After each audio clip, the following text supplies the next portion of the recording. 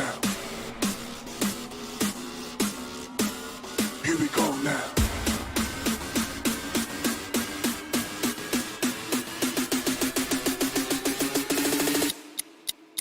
Here we go now.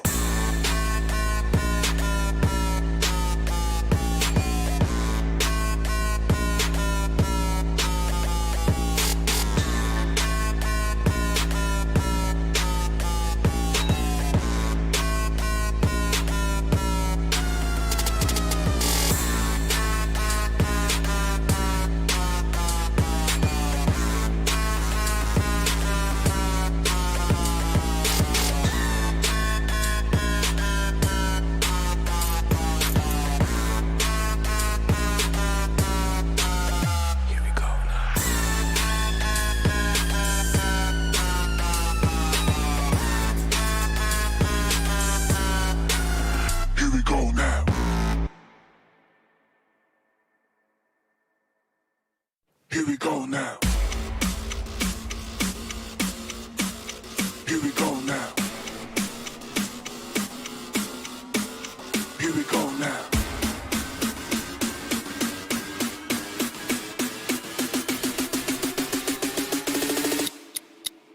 Here we go now. Here we go now.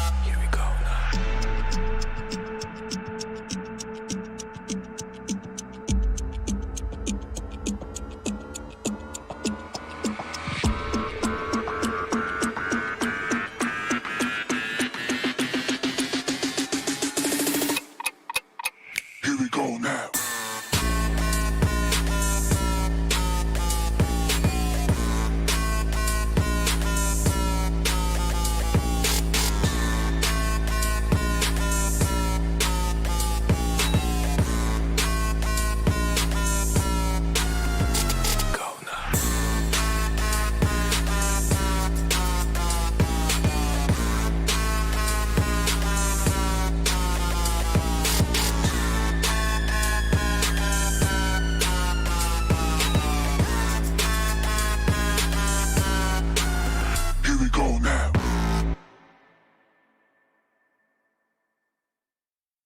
Here we go now. Here we go now. Here we go now.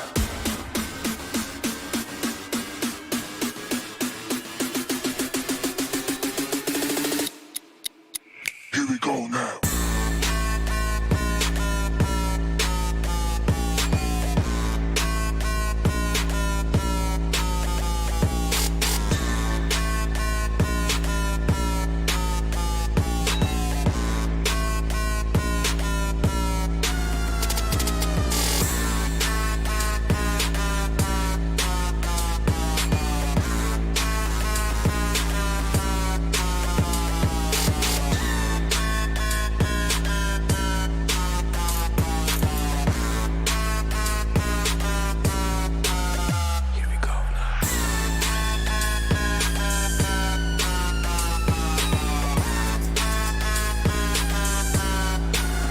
Here we go now.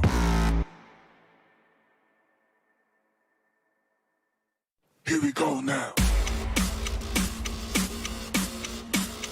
Here we go now.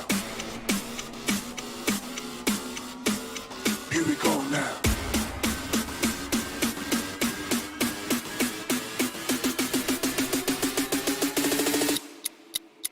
Here we go now.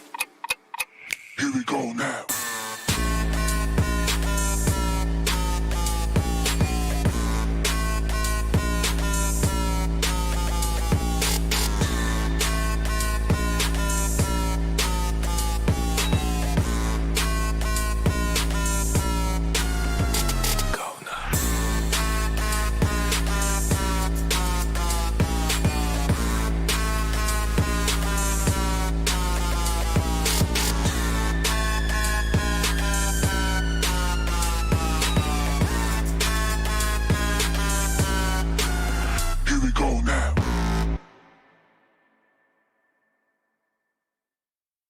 Here we go now. Here we go now. Here we go now.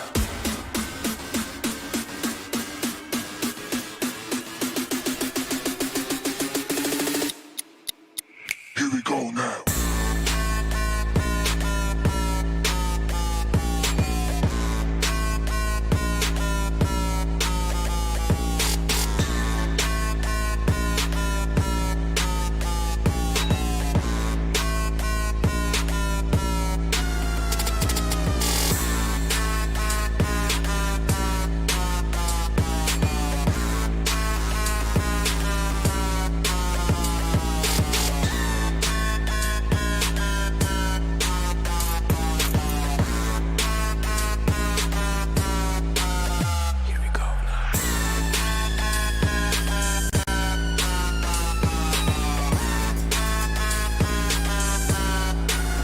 Here we go now.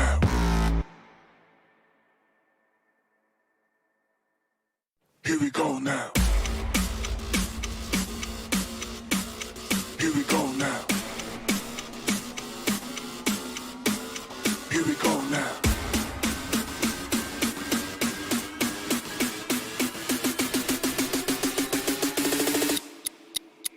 Here we go now.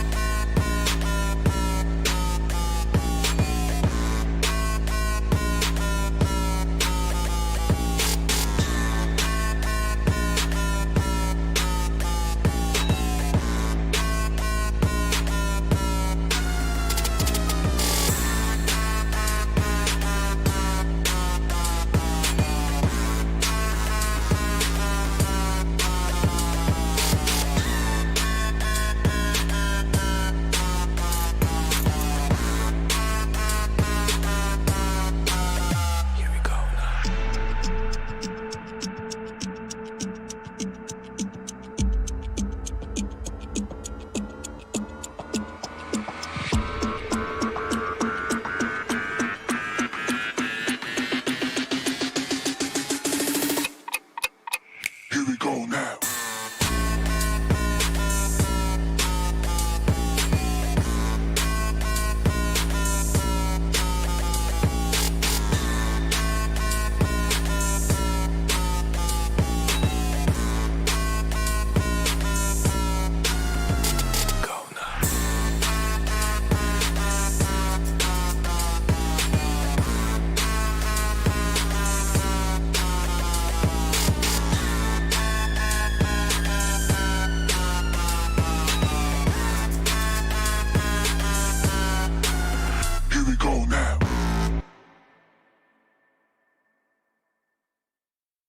Here we go now. Here we go now. Here we go now.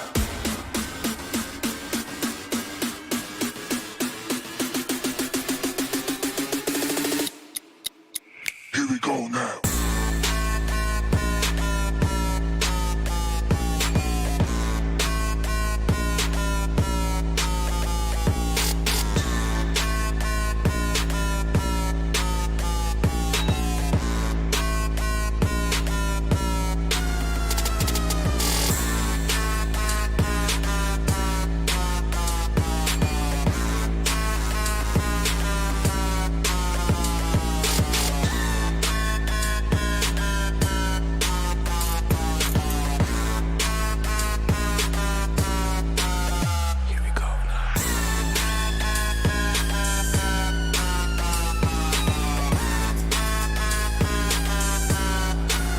Here we go now. Here we go now. Here we go now. Here we go now.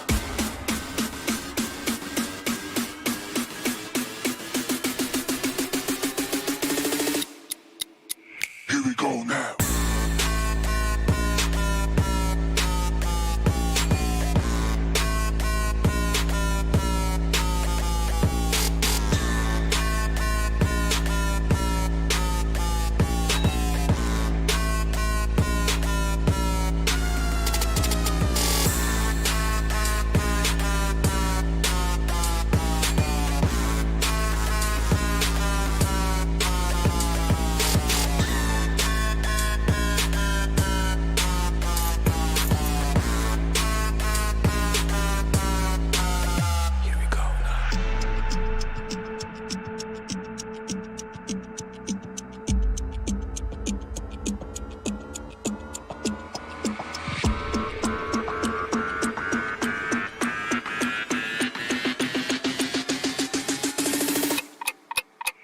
Here we go now.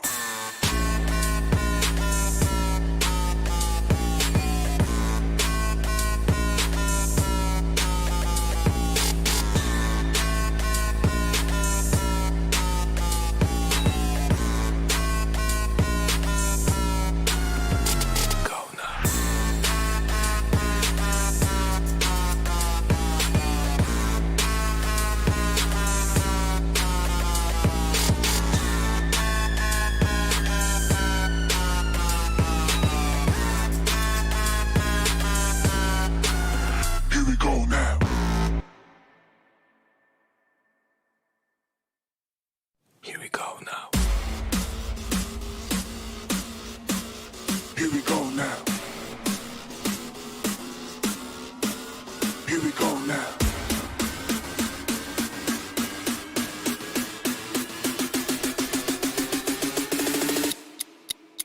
Here we go now.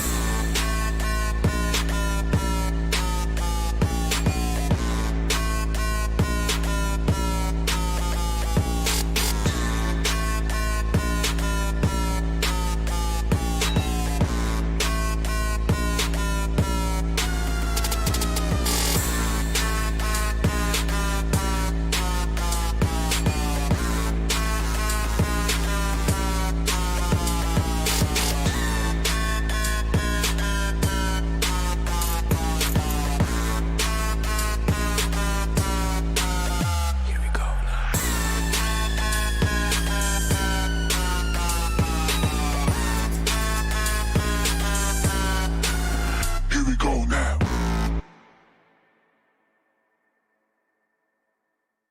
Here we go now. Here we go now. Here we go now.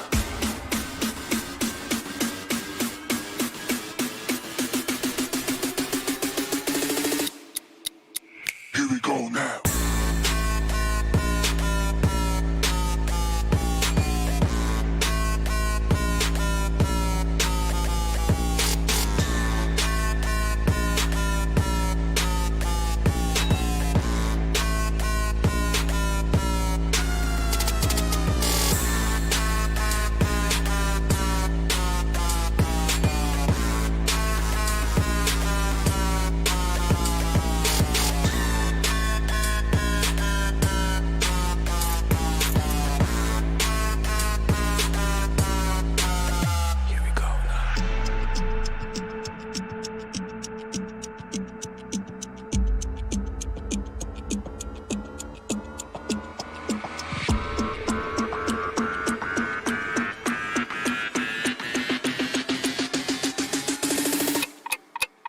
Here we go now.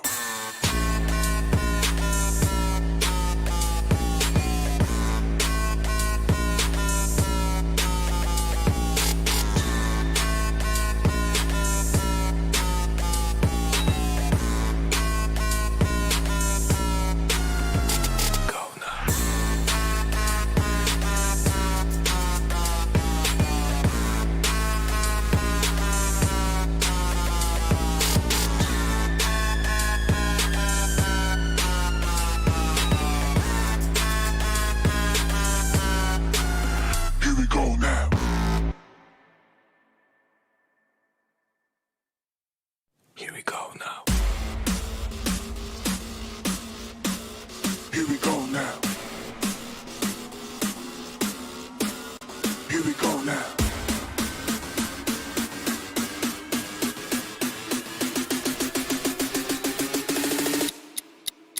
Here we go now.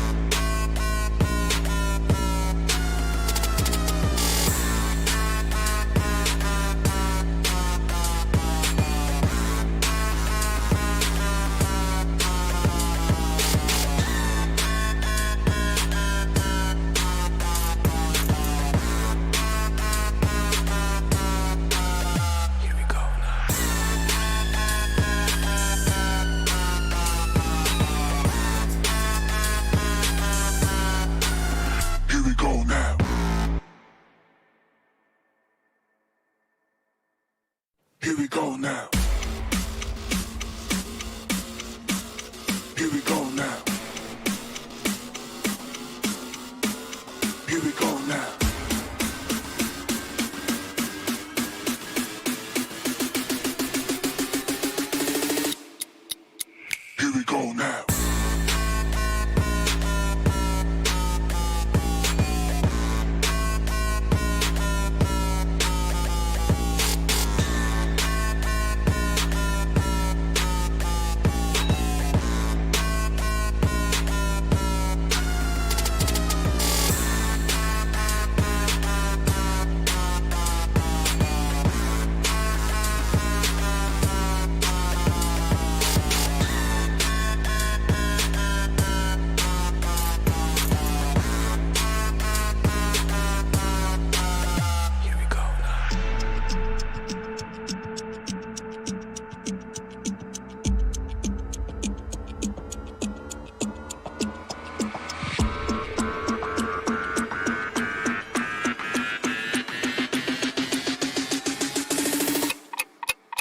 Here we go now.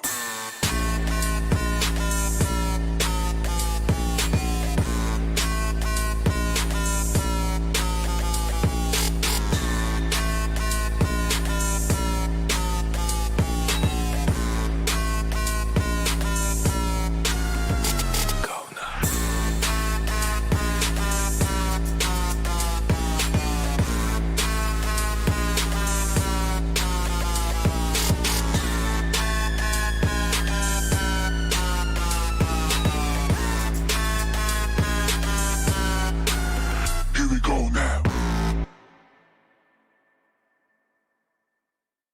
Go now. Here we go now.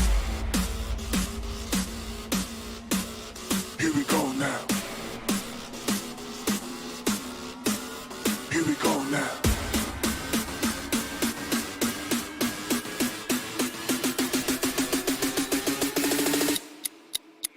Here we go now. Here we go now.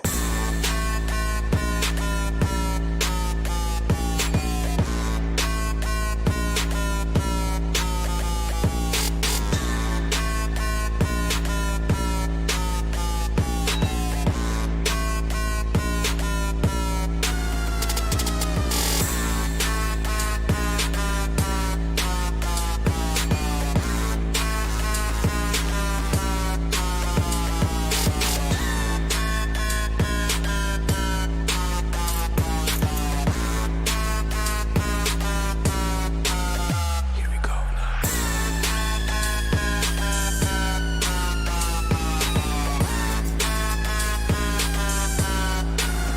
Here we go now. Here we go now.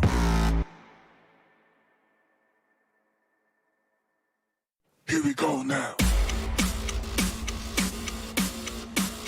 Here we go now. Here we go now. Are you keeping it real? I'm calling shotgun, wanna see my baby run. Oh, what's the word on the scene? Kicking up the dust, you know what I mean. We got a good thing going. We got a good thing going on. Make it clap.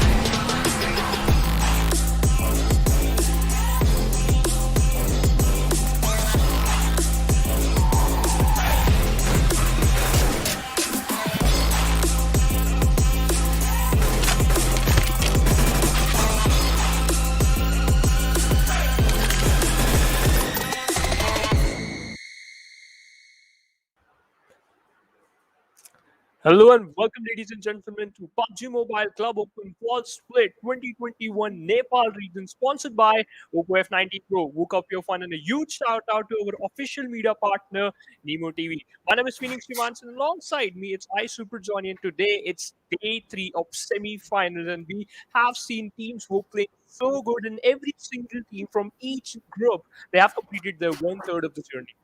I mean, yeah, as he said, 1/3 of the journey of the group stages is done for almost every single team, Group A, B, Group C, and today we're going to see different format where the groups are going to be competing each other, and it is going to be quite exciting to watch. But as you said, teams performing, I would say there are some teams that have been giving us quite unpleasant surprises and Yeah. are just not high enough in the standings as we usually do expect them to be. And it's going to be quite a challenge because now only 8 matches remain for every single one of these teams, and they're going to have to bring themselves inside of the top 15 because, once again, ladies and gentlemen, only the top 15 will be moving forward to the finals.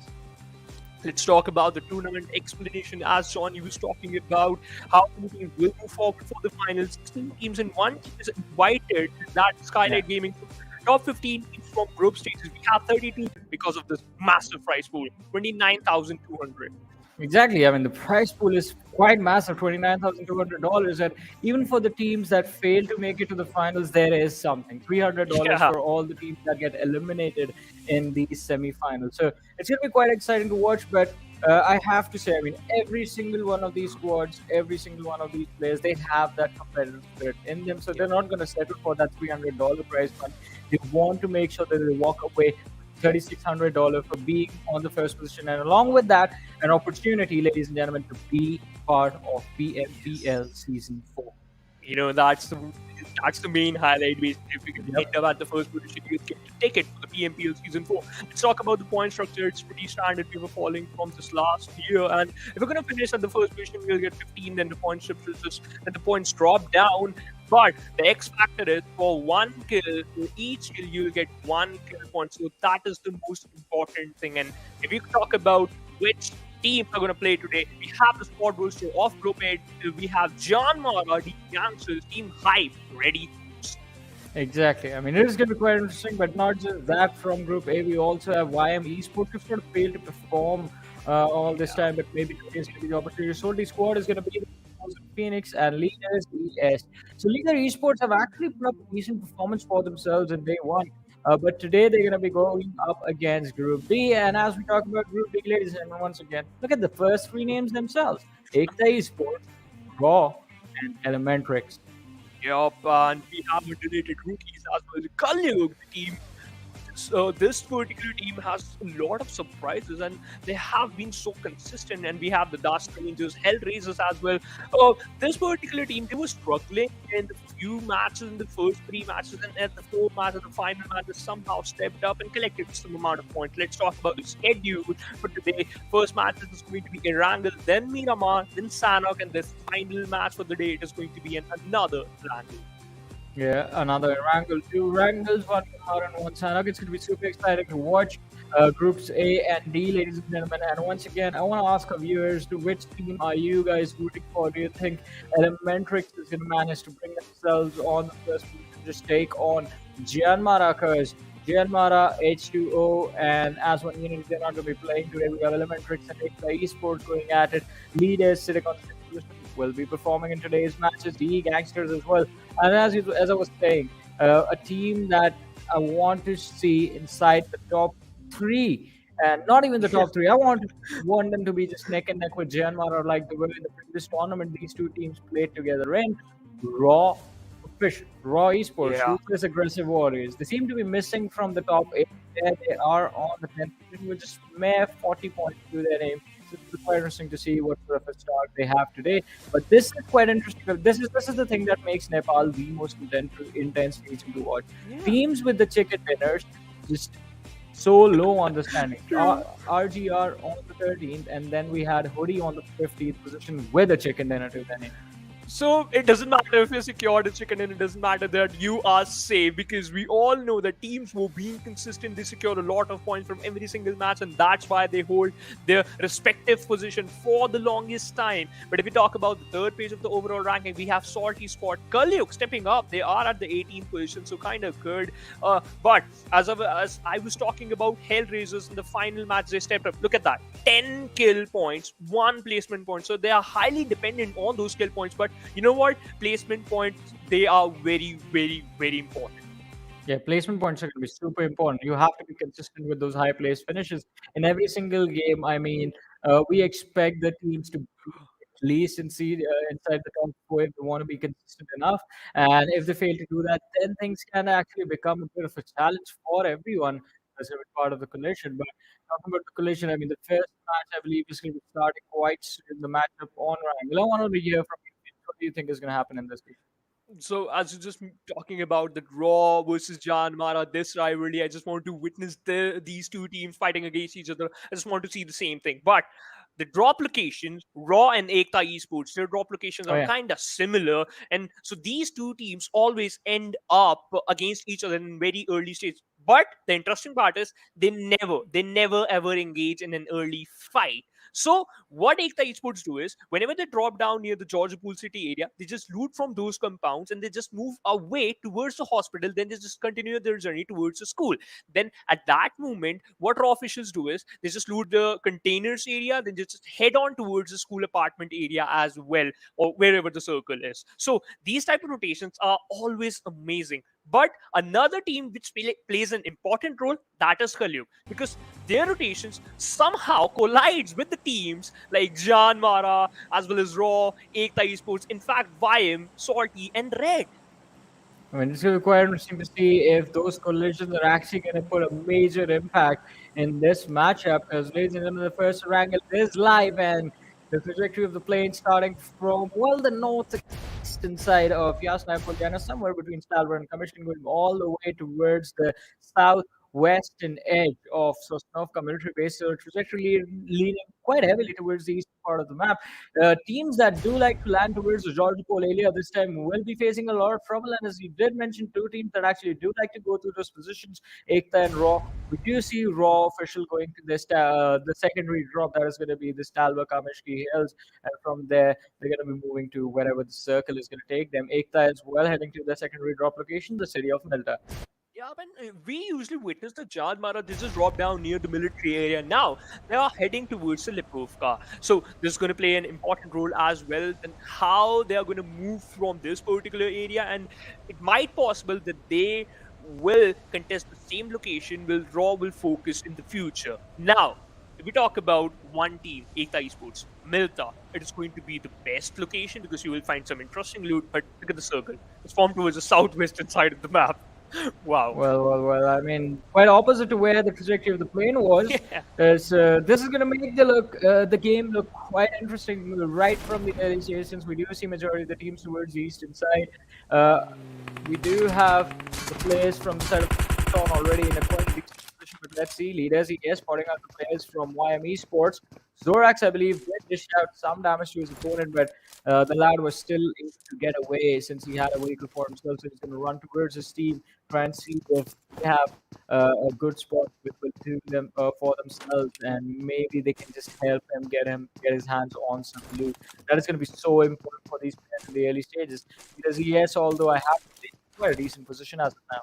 Yeah, but you know what? There's one thing common between these two teams, Shawnee, Leader as well as YM. They always opt for that 2+2 split. But YM, there's a slight change, but there's 2+1+1 split. They opted for those type of splits, and that's why they always end up in some fights. And right now we can see the two players, they both are together, both are very close to each other. And the other two players, they are pretty far away from the pack. So that's why YM Esports sometimes they lose those individuals in a very, very early stage of the match. But right now they are quite happy with their drop location. We saw that Zorex, as was mentioned earlier, he fired some bullets but unable to connect a lot. Just out a little bit amount of damage, almost 10% HP, and that's it. Now the important part is man is again surviving on 80% HP. But where are teams like Raw? Like we know that they just drop down near the Kameshki area, but the circle, it's almost 1200 meters far away from them, so they have to focus on those early rotations. So Johnny, if they just move from the northern side of the map, then their journey again it is going to be a little bit difficult for them, because we saw some teams drop down near the Severny area.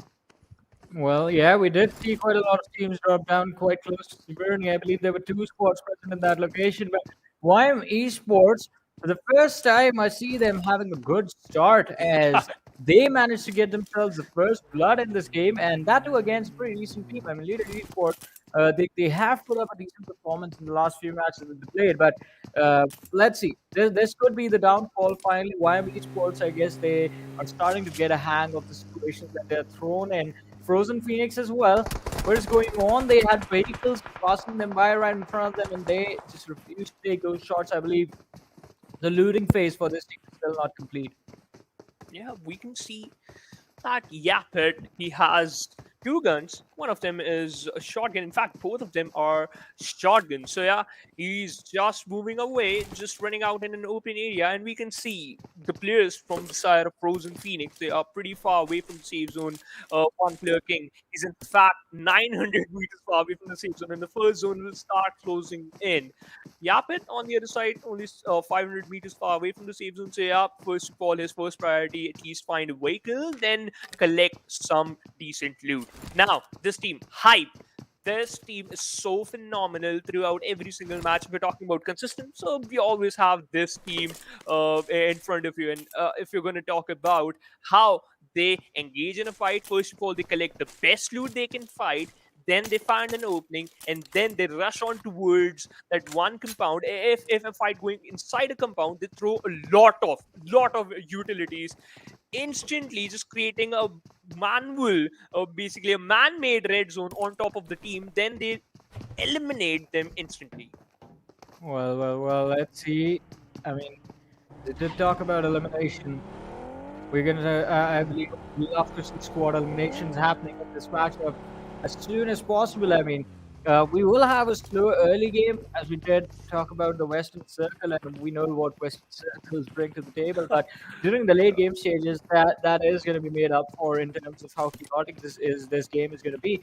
And YM Esports still, I mean, all right, 5 minutes in, they did have one early fight, but the players are still looking for those level 2 helmet. Is still not there on Hell. He has the level 3 armor though. He has spotted out the players from the side of Hellraisers and is looking to take a few shots.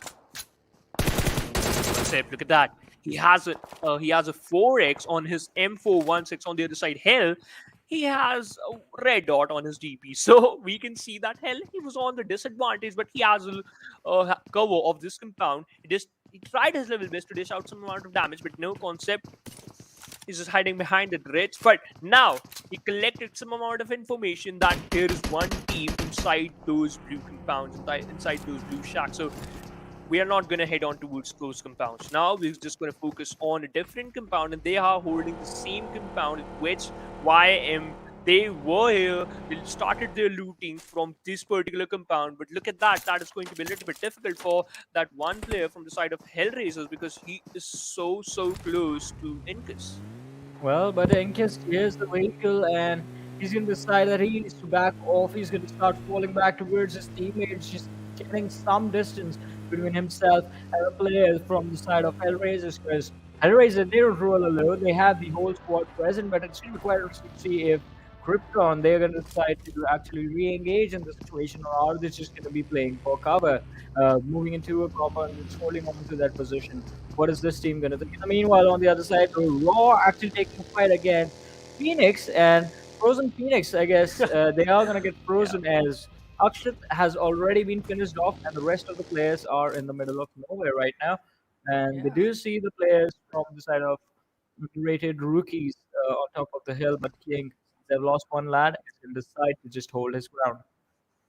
Yeah, but look at that. He's still pretty far away from the safe zone. So yeah, Frozen Phoenix, the game's not working in their favor, as well as they have found some kind of, I can say, decent loot, because we saw some players have those M416 as well as that Uzi, and we all know the fire rate is insane. But look at that. They are so desperate to search a vehicle because they have to move inside the circle. They have to do those rotations, but there's no other vehicle other than this buggy. Okay, so yeah, but he found a bike, and now he will continue his journey towards the safe zone. Look at that. 62 players are alive, only 2 players take an exit from the lobby.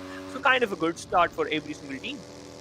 Well, that's definitely a good start, but Frozen Phoenix, they're gonna have to find their way inside the circle right now, as they're still stuck in the blue zone, and I guess his own teammates scare him a little, as we do see a flick towards the left right there, but the vehicle's trajectory is gonna be fixed, and they're gonna be moving towards the circle. Talk about the circle, quite close to the Northern River, we do see the players from the side of Glass Rangers, and they're gonna be holding their position on the northeastern side of George Pool for now. But now, finally, the squads are going to be forced to drop south as the circle, in fact, is moving between Gatka and Pochinki. In the meanwhile, it's quite intense coming in from the side of Georgia Pole situation because there are, I Yeah. believe, 5 teams present in that vicinity, and there's a high possibility of those squad fights to break out anytime soon. And you know what, Johnny? We love those squad fights. We love those multiple fights. And teams usually prefer to take some fights while staying inside this safe zone, and that's what you are is doing. So, as the players of Strangers, but look at the position of Elementrix. They were at the quarry area. Now they're just heading towards the Ferry side, and if the zones shift towards the southern side, then they are going to be the happiest person on earth. But JyanMaara, they are moving forward towards the players of Elementrix on the other side. Why I'm also engaging in some type of fights, and I am interested in this raw official. They're still holding the Raw area. Well, they're still holding the position towards side of Rozok, and they will have to be careful, definitely moving forward inside this match. But if the esports, look at them, they have a team in the backlines, and it's going to be the players Yeah. from the side of Esports closing in. It is just a hill that is separating these two squads right now. If the esports are also in a split, so if a fight actually does break out, it's going to be quite risky. And in fact, the chances of the esports actually recovering from that fight are going to be quite slim. Since look at Spikey, he's so quick with the rotation. Has a Yeah. buggy on him. Rest of his teammates are quite far behind, and he's just scouting the front lines, just making sure everything's going to be all right for the team to actually move in. But this is the time for the most risky position for this team. Again, splits do tend to give you a lot of information, but splits also cut down your firepower by quite a lot. Talking about firepower, underrated rookie streak display theirs as they take down Pratik from the side of SOLTI squad, and I believe we're going to see the finish happen. But Hype has managed to bring themselves on the backlines of the hill, so the kill might just get stolen. Yeah, we are going to witness the finish, but things are from a different squad now. Thing spotted down the players of Hyde, dished out some amount of damage, connected some bullets, but right now the location as well as the compound they're holding it's risky because on the back lines there's mountain, and if you're just staying on the first floor of this building, any grenade, if one grenade can take down at least one enemy. Now that's what they understand. And underrated underrated rookies on the other side, they are moving on inside the circle a little bit closer towards the center. Hype on the other side, they have control of that mountain area, that high ground, and we all know high ground in every single map is going to give you an upper hand.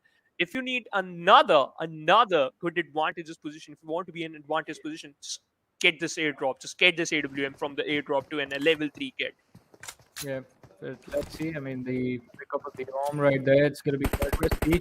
Over on the other side, the Strangers, I guess, a fight has been initiated between the Strangers and Frozen. Shots being fired towards Hafed, but he's going to fall back. Stranger Evil needs to be careful. He was the only one engaging into the action while all his teammates were focused in the other direction. But with the blue zone closing in, we're going to witness the next circle in front of us soon, ladies and gentlemen.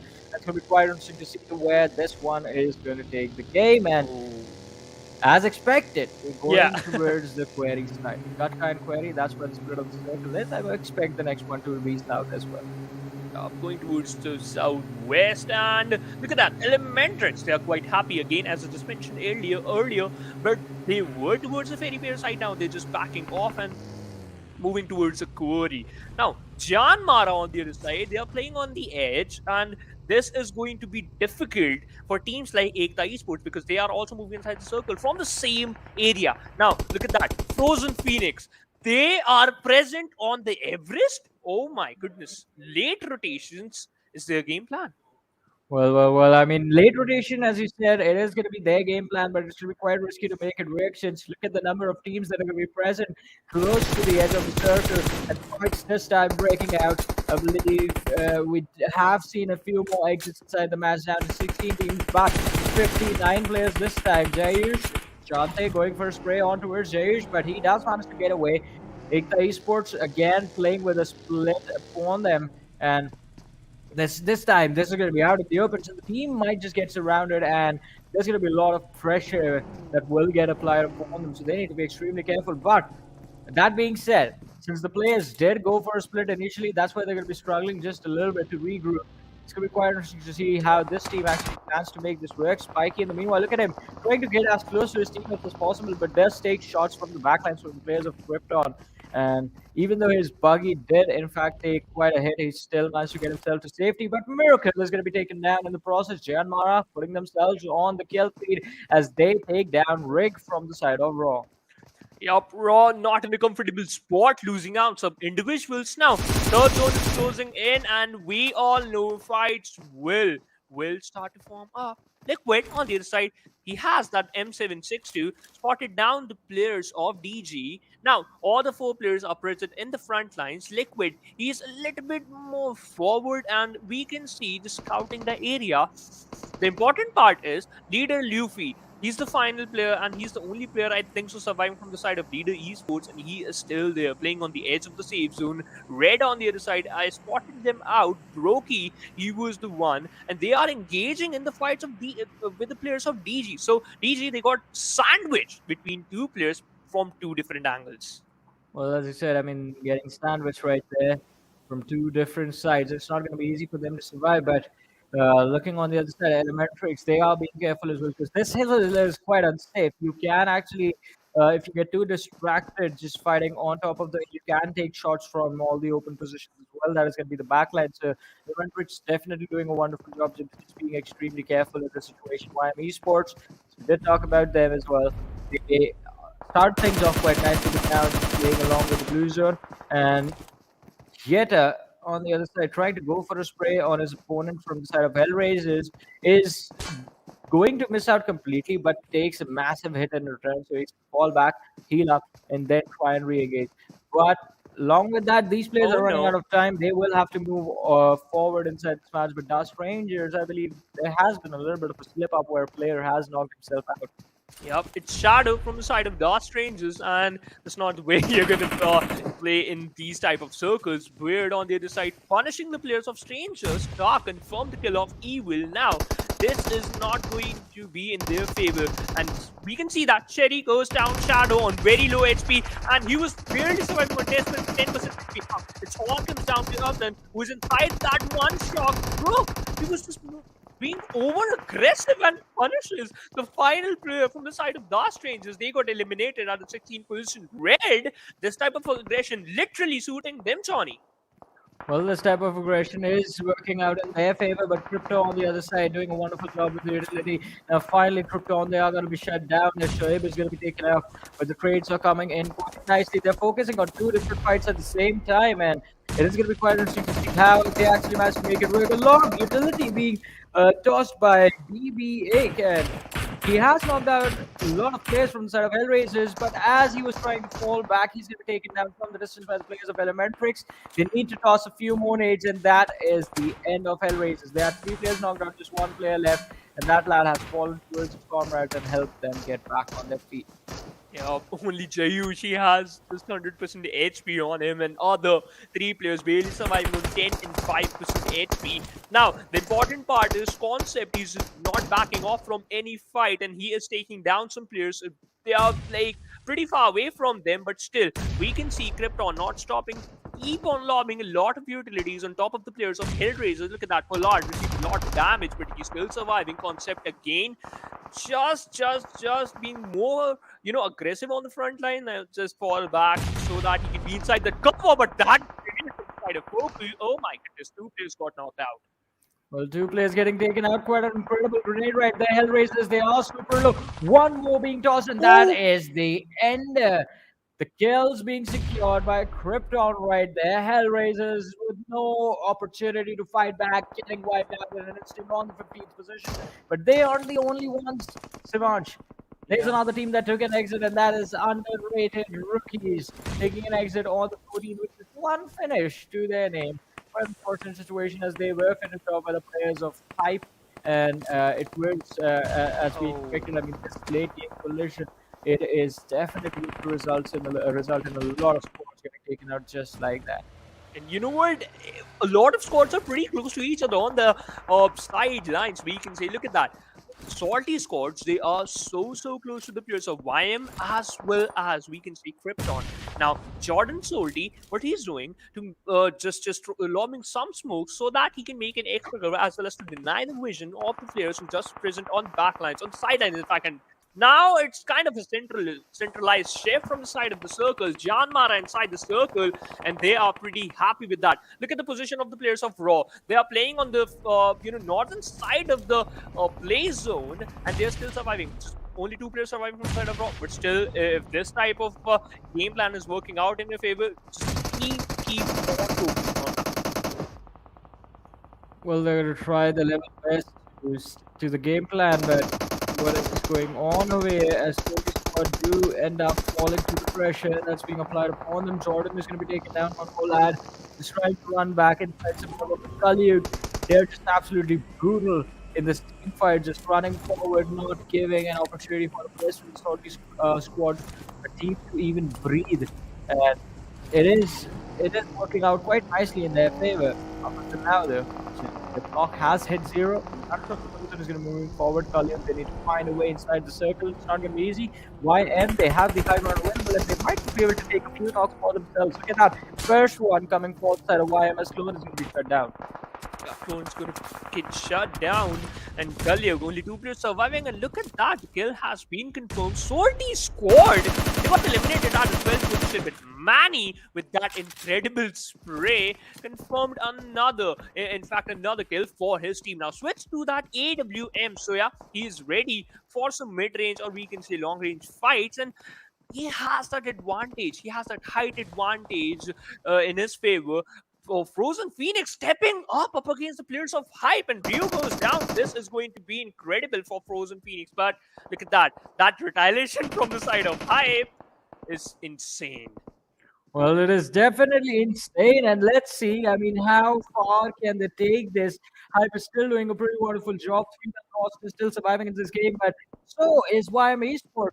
If they can recover, if they can make sure that this game they walk away with a lot of kills and a decent number of placement points, YM Esports, they might just be able to bring themselves back into a position from where they see themselves move into the finals. But as the teams are getting eliminated, ladies and gentlemen, one after the other way down to 10 teams, 7 players alive. JyanMaara is still completely focused on the players of Raw. Gunner and Snipe, they're going to look to move forward. Oh, Susan almost connecting a few shots on Shawl, but Shawl successfully managed to fall back. It's really quite interesting to see what JyanMaara are thinking of doing next, since Shawl is going to be quite low. We can see Gunner moving in from the flank. Utility has been tossed out quite close to the players of Raw officials, but Shawl, he has a little bit of breathing available right now, so he's going to heal up and then try and re-engage in a fight in which they are already outnumbered.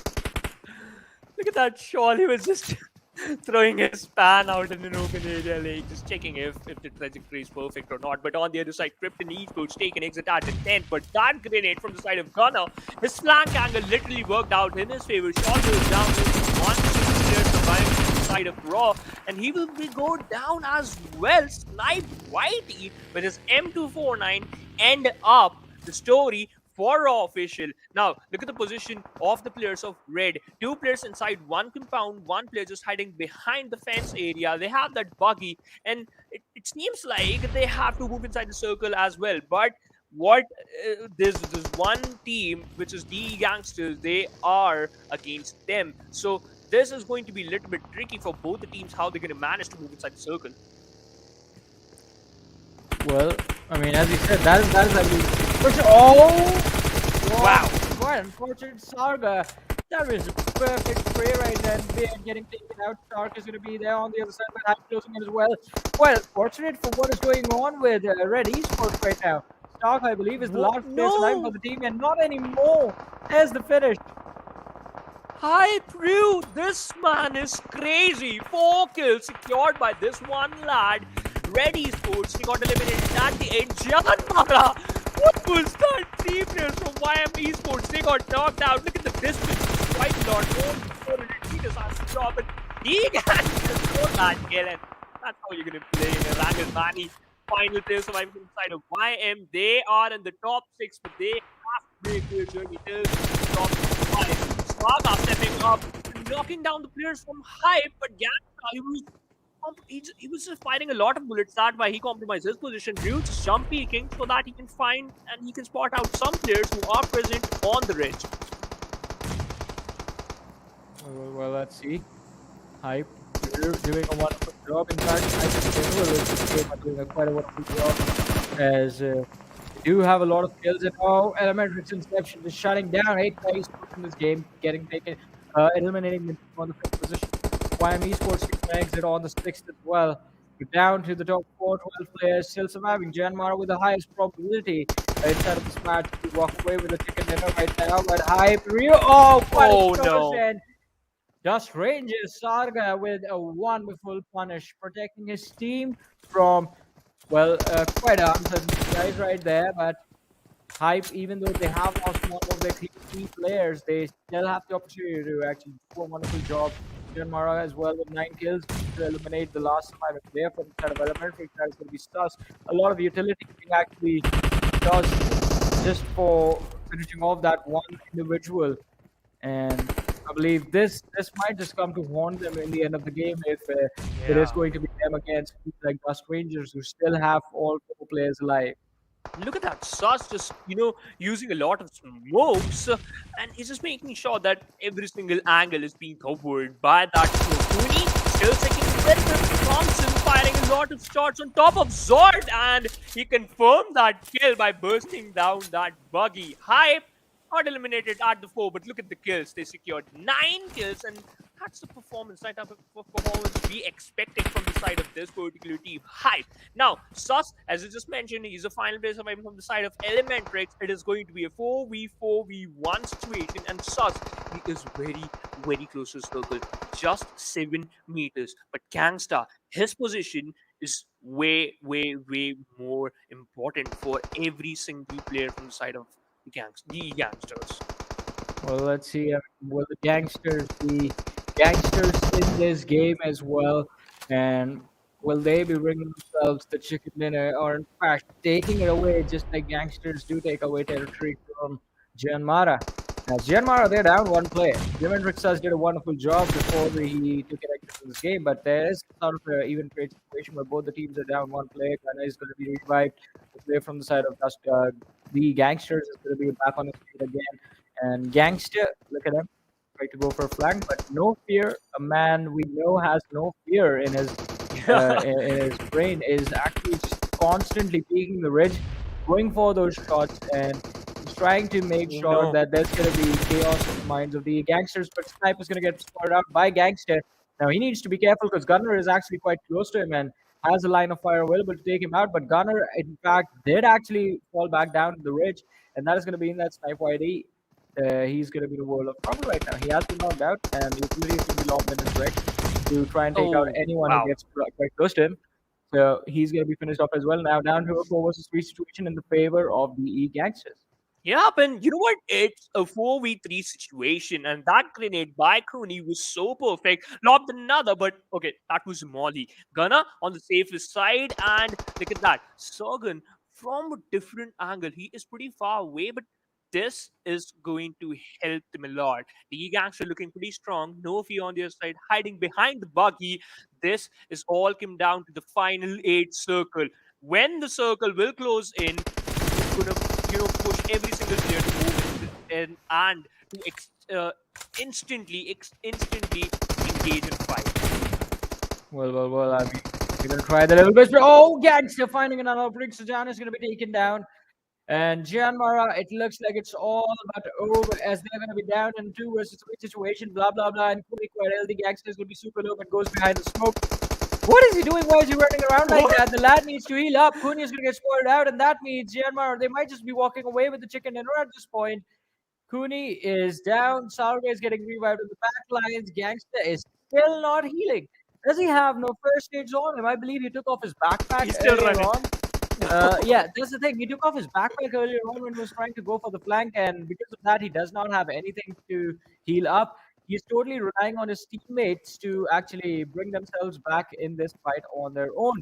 Gangster, at best, will be able to just dish out a little bit of damage to either Gunner or one of the players from the side of JyanMaara, but he won't be able to find the opening that his team actually needs. In the meanwhile, Oh Kochi no. is well, he's quite low as well. Gangster finally being taken out. JyanMaara, they're going to be jiggling it out. So with the damages being dished out on Gunner, he's finally going to be taken down by Kooni. And again, it's 2v3 situation in terms of how these teams are laid out. No fear, quite close to the blue. Slowly and steadily, the gangsters they are moving forward, but now finally the utility is going to be tossed out. Smoke wall. Trying to use the smoke cover, blah blah blah, going for a flank. It's going to catch Gunner off guard. Chitan is going to be taken down. Situation, no fear, getting charged upon and getting finished Wow. as well, ladies and gentlemen. DE Gangsters walking away with chicken dinner number 1 of day number 3. We expected this, right? JyanMaara as well as the Gangsters, these two teams are going to be the best, but JyanMaara, they finished on the second position, 30 points in the favor of Gangsters. Oh my lord, this is the best, one of the best game I've witnessed. The team kills in their name, 2,473 damage. Look at their overall rank. Second, Yeah, second. You know who's on the first?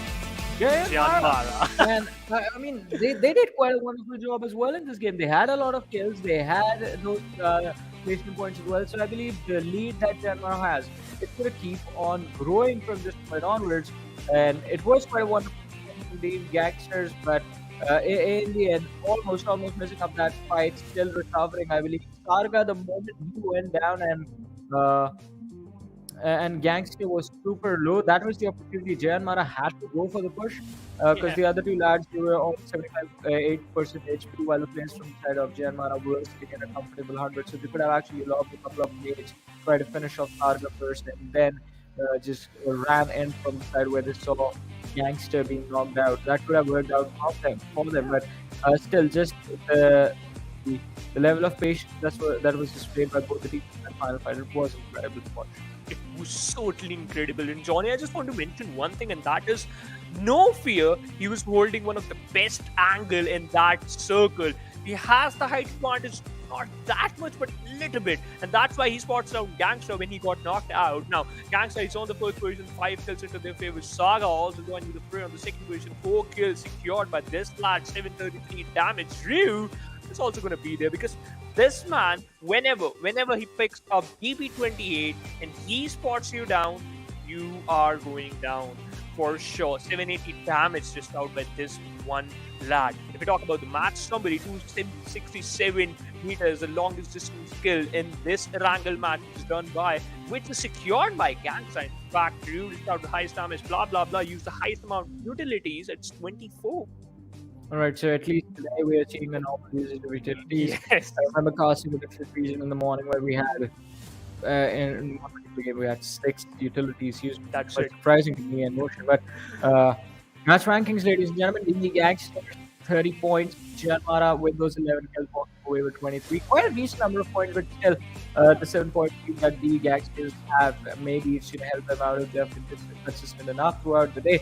Hype on the other side working with 17 points, 9 kills helping them out over there as Elementrix, even though they were part of the top 3. They just had 2 kills with 12 points for Elementrix. Yeah.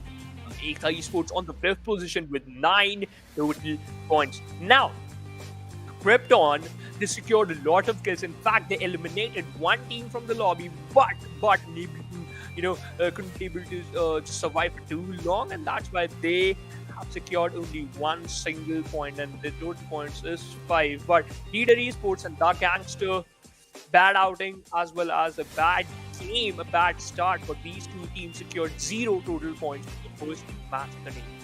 Well, it is going to be quite interesting to see exactly what the team is going to be doing to move forward as far as the overall day is concerned, because they still have 3 more matches remaining. I mean, Leaders Esports, they are a little bit more inconsistent, but they like to live on the extremes. I mean, if they have one bad game, it's going to be just like this one. If they have a good game, they're going to make sure they're sitting in the top 3 quite comfortably with a lot of kills as well. So that's something that actually is quite exciting, but it's also a little scary as well. But let's see. Yeah. 3 more matches to go. Let's see what's going to happen. What's going to happen? But this Erangel was quite slow in the start. We saw teams were engaging in the fight, but lose some individual. And after 12 minutes or 30 minutes, our teams were literally engaged with a lot of fights because of the west side shift. But we have the Oppo F90 Pro movements, and this is great by Saga. He was so good, and that's why Red Esports got penciled down from two different angles, and Hype literally utilized that in their favor. We saw the D-Gangster, the players were stealing some players from the side of Hype, and Ryu, that over-aggression, I'm talking about this. Had he had never opted for this over-aggression, would have been, would have secured some decent amount of points, but, that was not the case. Well, as you said, that was not the case right there. And talking about a few cases, let's talk about this. Snipe getting taken out, GANGSTERS. He was trying to get to Cooney to actually pick up a first aid right there, but Yes. Cooney got knocked out instead. And then GANGSTER was like, all right, buddy, I guess this is it. This is as far as I go. Just make sure my sacrifice is going to be worth it. And they actually played it quite perfectly. Gunner getting finished off, blah, blah, blah, just spraying randomly inside the smoke. Does manage to get two players off guard, and then in the end, no fear. 1v3 wasn't able to do much. So overall, quite a decent game coming in. Look at that, just 1 point shy of the century. JyanMaara Esports and the GANGSTERS, so they have taken in a victory for themselves, still on that 35 point. So a 24 point difference between the two teams, and it is going to be super exciting to see how far will JyanMaara get without any chicken dinners. The moment they get a chicken dinner, it's going to stop being as exciting. I'm gonna say that. Yes, I totally agree with that point, Tony, because the point is every single time when they are in the top 5, they are very close to secure a chicken dinner, but something incredible happens and they just end up on the second or the third position, but still they are at top position. But YM Esports, we can see the green mark, their name, on the 20th position with 22 total points. My Nation Esports. Basically, I'm excited where Frozen Phoenix are. I'm curious, basically, where this team is. They are going to be on the 4th phase of the leaderboard, 4th phase of the overall ranking, and if I'm not wrong, then yep, they are at the 13th position with only 3 points. Well, let's see. I'm in 30th position with just 3 points in 5 matches. Quite unfortunate, I have to say. I mean, that is going to be heartbreaking for the team. But again, Phoenix still matches to go, still more matches to go. Maybe they can finish in the top 3 in the next one and bring themselves at least to the 30-point mark, and then slowly and steadily keep moving forward and finish off in a decent enough position. Yep, you know what? As I just mentioned, that still matches are left, but the numbers are quite less. Only 7 Yeah. matches left for this team, Frozen Phoenix. Only 7 matches. This is the least number right now. But we have done we just witnessed our first match, and we'll go on a short break. Coming right up, it is going to be the second map of the day, and it is going to be Miramar. Are you keeping it real? I'm calling shotgun, wanna see my baby run. Oh, what's the word on the sea? Kicking up the dust, if you know what I mean. We got a good thing going. We got a good thing going on.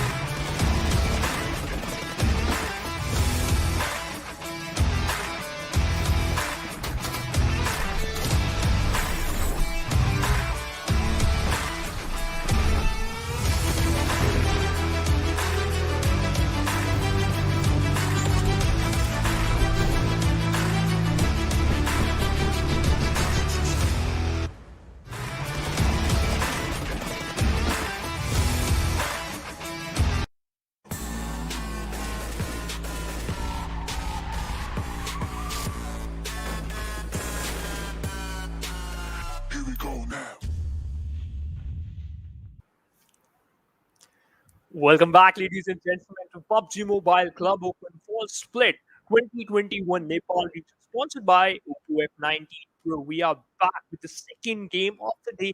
We witnessed the first game in that Gangster.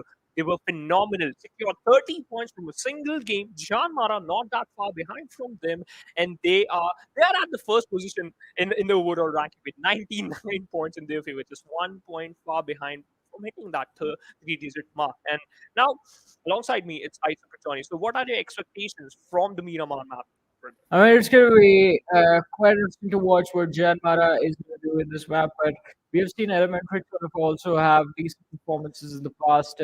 Yeah, And when I say past, I mean I'm talking way back in the days. I mean, but still, the lads do have quite a lot of experience, and they will be able to recover for themselves. I mean, they're still in the quite a wonderful position as far as the overall standings are considered. But what I want in this game is for leaders to actually have a wonderful game. I want them to be in the contention spot as well, and want to see what the team will be able to accomplish in the bigger picture. you know what? Same here because this particular team has that caliber, but sometimes they're lacking in those synergistic play, right? But on the other side, if we talk about both teams, Krypton and Kaliyuk, both the teams are pretty close to each other in the overall rankings. Now, we have the playing path in front of us. It starts from the western side of the map and just heading towards the southeastern side of Porto Paraíso. So now, if the circle forms towards the northern side of the map, then those early rotations are going to be very, very important. Well. Let's see how the game work out for a lot of these teams. As I mean, based on where the circle is, teams can actually be in a really tricky situation. We do see Raw and the Esports heading towards the side of El Pozo, and this is already going to make the early game so interesting. Although, I mean, these two teams in particular, are used to being close to each other every single time in the early game, so I don't think they're going to be surprised by this. For sure. But if we talk about this particular area, right, El Pozo, we have that big stadium in the El Pozo area, and that's kind of a creator. And if a creator or if any player just drop down near that creator or inside that stadium, you will get an M416 or maybe an UMP because whenever I dropped out of the same position, I usually get those kind of weapons. But look at that.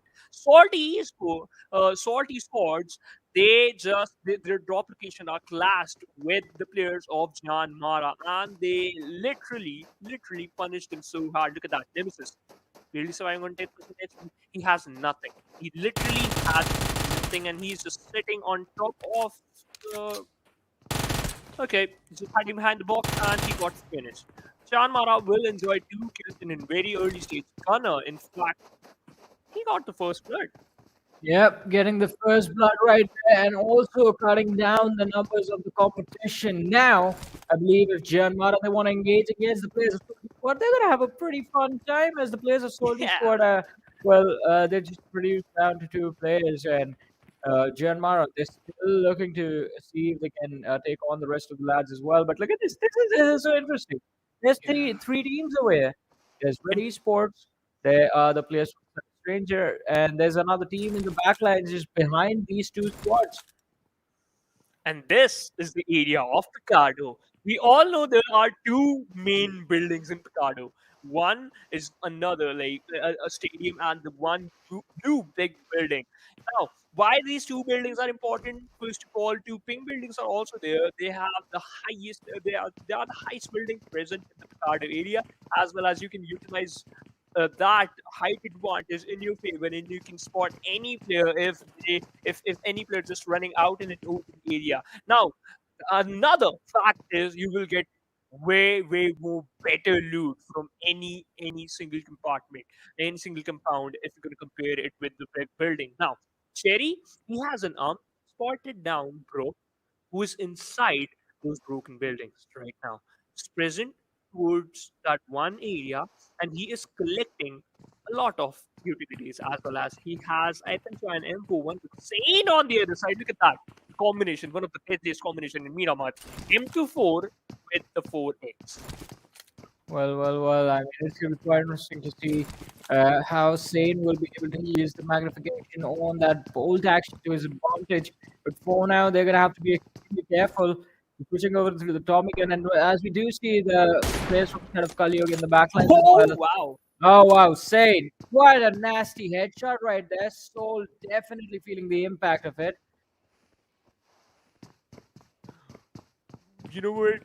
At that position, Sane was like, "You gonna see from that angle? No, you're not going to. I'm gonna knock you down." Now, his helmet got totally damaged because I thought at that position that one lad he was wearing a level 1 helmet. Now it got damaged. You have no helmet. You have to play without a helmet for a little bit more long. First circle is also closing in. Sane, oh, he has a Thompson, but look at that concept. He literally got knocked out by his own grenade. Wow. Quite unfortunate, but since it's like that can actually happen, let's see. I mean, Hellraisers, at least this time, they will be getting their revenge from the players of YM, and YM, there's absolutely no opportunity for the lads to actually trade out their opponent. Manny, we do see him in the distance, but there's only so much you can do in the early stages of Miramar. Uh, this map is so intense in the early game stages. I mean, you are constantly paranoid that someone is definitely going to take you out from the ridge, from the windows, somewhere lurking along the lines. But then again, the longer you run around with that paranoia, the more comfortable you feel. All right, there's no one, everyone is in the distance, and all of a sudden you get taken out. So it's like a jump scare for you. Yeah. You are literally like that's the worst thing for you, right? The important part is teams like the teams who are holding in the card area, they're inside the circle for a little bit more long. But look at the position of the players of Leader Esports. They are just present towards the southwestern side of Minas del Valle, and they are literally enjoying their rotation, following the path, singing some songs, and are quite happy with their drop location. Well, let's see. I mean, they might have a little bit of trouble, but I believe the team is still going to be in a comfortable situation. And towards the side of Lost Lyric, underrated rookie, he's quite close to the players of Hype. They're closing in from the front line as well. But oh, Hellraisers! What just happened? Man, he's getting charged upon, but before he goes down, he has made sure that Hellraisers are not going to be complete. He took down one of their lads and finished him off. And now even Hellraisers are going to be stuck with a three-man roster. So I believe they're just running after those individuals from the side of YM Esports and picking them off one by one. Yup, and YM Esports never expected this. On the other side, we can see that or on Rolin, this man has a lot of experience, has a lot of experience, and has been so consistent. And you know what? Right now he is struggling a little bit, but look at that, Big so close to Dolph Salty, and Salty, I think so. He got pinched down because Big already spots him down on the other side. God 9 from a different angle spots down Pratik, and he, oh no, he don't know. He don't know that there's one person on the back lines. Well, he doesn't know that for now. Let's see if he will be able to recover as well. But Pratik is going to get taken out on the other side. And we're talking about Krypton. Dolph has been cleared out as well. SOLTI squad in a world of trouble right now. His teammate is going to get finished off. That means Dolph is going to be the last player surviving.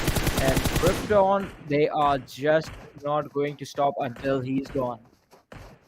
Coco moving in and switch to Molly, and I'm sure just gonna lob that Molly inside that one shack. Doll still surviving, literally surrounded by fire. And he got finished by God 9. Krypton Esports secured 2 kills. Salty Sport takes an exit at the 16 without securing a single point. Pratik doesn't know about that one player who was just behind him, and that's why he got picked off. Hellraisers on the other side, they are still fighting with the players of YM, and these 3 teams still present in the Picardo area. Well, let's see.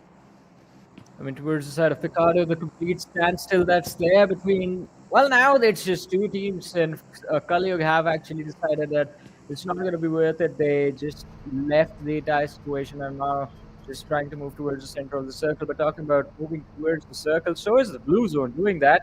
And that is going to give us the next circle, ladies and gentlemen. I would love to see a shift towards the south. I mean, towards the side of Los Leones. That's going to make this game a lot more interesting. Most of the teams are already just grouping up on the outskirts of Los Leones. But hey, this works as well. Los Yeah. Leones is still in there. Dostin is still in there, as well as teams like Elementrix and Hype. So now, Hype, they have the control of those, tallest buildings present in the Los Leones, and now they're just moving a little bit more towards the center of the safe zone. Now, Hellraiser on the other side, they have a control of that mountain present towards the western side of La Vendetta, and if they're going to use it perfectly, then for sure they will collect a lot of kills. With Leader Esports again moving from the south side of the map to inside the circle, and if their rotation is from the Porto Pariso area, then they will never ever face any team until and unless you are an underrated rookie. Just drop down or just drop down near the Nepal area. Well, let's see. I mean, another lad quite close. Oh, Elementrix dishing out a lot of damage on towards Khalid Shoaib. They already have found an opening. Shoaib needs to be extremely careful. Mr. Yozu is the one playing in this game. And we have Yozu, Orange, Dust, and Liquid Inception is sitting out from this matchup. They do find an opening. Orange is going to kill a float. Shoaib is going to get sprayed at by Mr. Yozu, but no. Whips the spray completely as Shoaib just keeps moving forward in the opposite direction. And Kalyug, they are doing a pretty nice job disengaging from the What? fight. That's a nice position for the airdrop. Yeah, this is the entire game in a nutshell. Yes. This is the entire game in a nutshell. I totally agree with that point. Or But at one, least to us, I mean, because nothing ever works yeah. out for us. I would love to see him. Is it on the edge, or is it completely like centered properly, or is it just like I think so. enough on the crane that the center of balance is? Oh, Oh, look at that! yes. Half of it is like hanging in the air. You know what? The center of gravity. Who cares? Yeah, I mean, Ocean would have been a much better person to have this discussion with, but I Yes. mean, A who bad cares physics. about an airdrop? Who cares about a Groza on the map of Miramar? Who needs it? Like, look at that. Players are getting finishes with just the weapons that they have. It's okay. It's okay. And you know what? We saw that players were using those Uzis as well as Thompson, but Ryu, again, he was doing the same thing from yesterday, taking down players with his vehicle and knocked out another. Wow. Well. Let's see. I mean, this is going to be quite interesting as Hype Jord finally starting to fall back. Z1 Crazy is going to be present as well. Underrated rookies. They're trying their level best to see if they can find an opening in this fight. But the players from the side of Hype are going for the flag. As you do see Ryu, look at him inside the city area. Z1 Crazy is going to be burning alive and get taken out. The second Molotov is on point as well. Quite a wonderful finish for underrated rookies. But from the distance, we do see a bit of a trade as Sting has been taken down. The knock is going to be there, but can they secure the finish? That is going to be such a big question. But in the meanwhile, Frozen Phoenix actually finding an opening against the players of Elementrix. Yeah, with that Car 98, and we all know it's natural to see players are using those Car 98s, but finally, both the teams decided that they are going to engage in a fight after all, literally after 12 minutes, Johnny, because the zone, they're not favoring them now. Well, let's see. I mean, it is not going to be favoring them for now, but we do see the players from Sanhok Esports closing in towards this location as well. And if Strangers and Red Esports they make enough noise, then it just might be attracted to this position. Beard and his teammate Shane just holding on to the rooftop while the players from Sanhok Strangers are trying to hunt them down. It is going to be a difficult push first. As soon as they start to come towards the rooftop, the stairway is so skinny that all the players will automatically line up, and it's going to be quite easy for Beard and Sane to just spray them down, finish them off with utility, and put up a lot of pressure on these lads instead of Dust Strangers. So Dust Strangers need to be extremely careful with how they move around in this position. Yeah, but Cherry, the position is quite interesting because he's just hiding behind that one wall, and other two players, Satan as well as Will, both the players are inside that one compound. Now, Cherry, he's been joined with Shadow. Both the players are just moving away. They are just gonna focus on rotations, and they are just moving from a different side. Now, Beard and Insane still focusing on that staircase. They're thinking that it might possible the players will come up on top of the roof and we're going to take them down. But no, that's not the case. They're just backing off. They're just opting for a different plan. And I love that. Gullig on the other side lost two players, SPL and Punisher. Both players are surviving. And Frozen Phoenix on the side, we can see that this team is finally engaging in a lot of fights. But Elementrix, they are here pinching down the players of Gullig. And they're still waiting for that an opening, right? Well, let's see. I mean, they're waiting for an opening, as you said, and I believe they will have to wait a little while longer as this is just a fight happening on the edge. Elementary can gatekeep the squad as long as they want, but Mr. Yuzu trying to go for a nade. It's lobbed in the wrong direction, but it was just the first of many, and I believe the next one is going to be thrown or tossed inside the house. They have to be careful because look at the radar. They have to be in the backlines as well. If they delay this too much, maybe there's going to be an engagement. GM Esports one villain is going to be taken down as JyanMaara find the opening against this team. And maybe they're going to look to move forward in the fight as well as Kaliuk. They're getting charged on Punisher takes a massive hit to the face. And players from the side of Elementrix, they're not looking to stop Punisher. He was trying to nade inside the house. And Soul is going to make sure that Elementrix are not going to get away from this spot free as he has managed to cut down their numbers. Oh, that's a bad Molotov right there. Soul, quite a massive mistake. He's going to need to reposition himself, and Mr. Rios sees him rotate to the first floor. A lot of utility is going to be tossed towards the position of Soul. The Molotov is going to be thrown out as well. Soul's HP is going down slowly and steadily. Orange is going to wait for the Molotov to go out, and then this squad is going to push forward and try and see if they can finish the squad of Kalian just right now. Mr. Yuzu from the Black Nine, so we can say from different angles, tossing a lot of grenades on top of Soul, but he's still surviving. He's still surviving. Look at that. He's still just escaping from the impact of the grenades on the other side. Red Esports, they takes an exit at the 15th position. Now, Elementrix, they have to finish this fight ASAP. Otherwise, the zone will start closing in. And we all know, fourth zone, the blue zone damage is sometimes it can cost you a lot, and you're forced to use those boosters. And look at that, Hozu finally pushes in, and Punisher goes down by Hozu himself. Kurliuk secured only one single point. They got eliminated at the 13th position. Now Elementrix, now they can focus on those rotations, which are way more important than any other thing. But it seems like Frozen Phoenix, they are battling with the blue zone. Well, as I said, they're battling with the blue zone, and it is not going to be easy for them to survive. Elementrix still holding the position, but Elementrix will have to move forward as well. They're 400 meters away from the circle. The blue zone is closing in. Players who running towards the teammate or the vehicle, in fact, right there. Yeah. And after picking that up, they're going to start moving forward. Frozen Phoenix, I believe, have found a comfortable position quite Finally. close to the edge of the circle. As Elementrix, they got distracted by the players of Kaliuk. Frozen Phoenix used that opportunity to move forward. In the meanwhile, Ekta Esports Chante, I believe, has been spotted out on the high ground by King, but needs to be careful because, I mean, shots can definitely be taken from both directions. If you are going to be able to spot them out, then they will take you down as well. Yep, and look at that blah blah blah. Literally tracing that one single player, but haven't fired a single shot. Maybe it's going to be this plan that just don't want to compromise this position. But look at that. This fight is way more interesting than any other fight. JyanMaara up against the players of Crypto. 2v2 situation. Snipe Whitey, sticking up one grenade, just gonna lob that on top of Boku. I think so. It's just gonna receive a lot of damage. Okay, that was a smoke, but no. Look at that. From a different angle, Krypton Esports, they are charging in on top of the players of JyanMaara, and this is not good, but oh wow. Snipe Whitey takes down God9. Well, Sniper IT finding an opening right there, and Krypton in a world of trouble. JyanMaara, no. BBA, is going to be taken out as well. Sniper IT is going to be moved forward. Krypton down to the last two players, and going to be along with his teammates hiding in the left mid. Takes a lot of damage, is going to have to fall back. Krypton in a world of trouble right now. Janus replacing his Oh, teammate, but a wow. wonderful lead from the side of Krypton is going to result in Snipe falling down.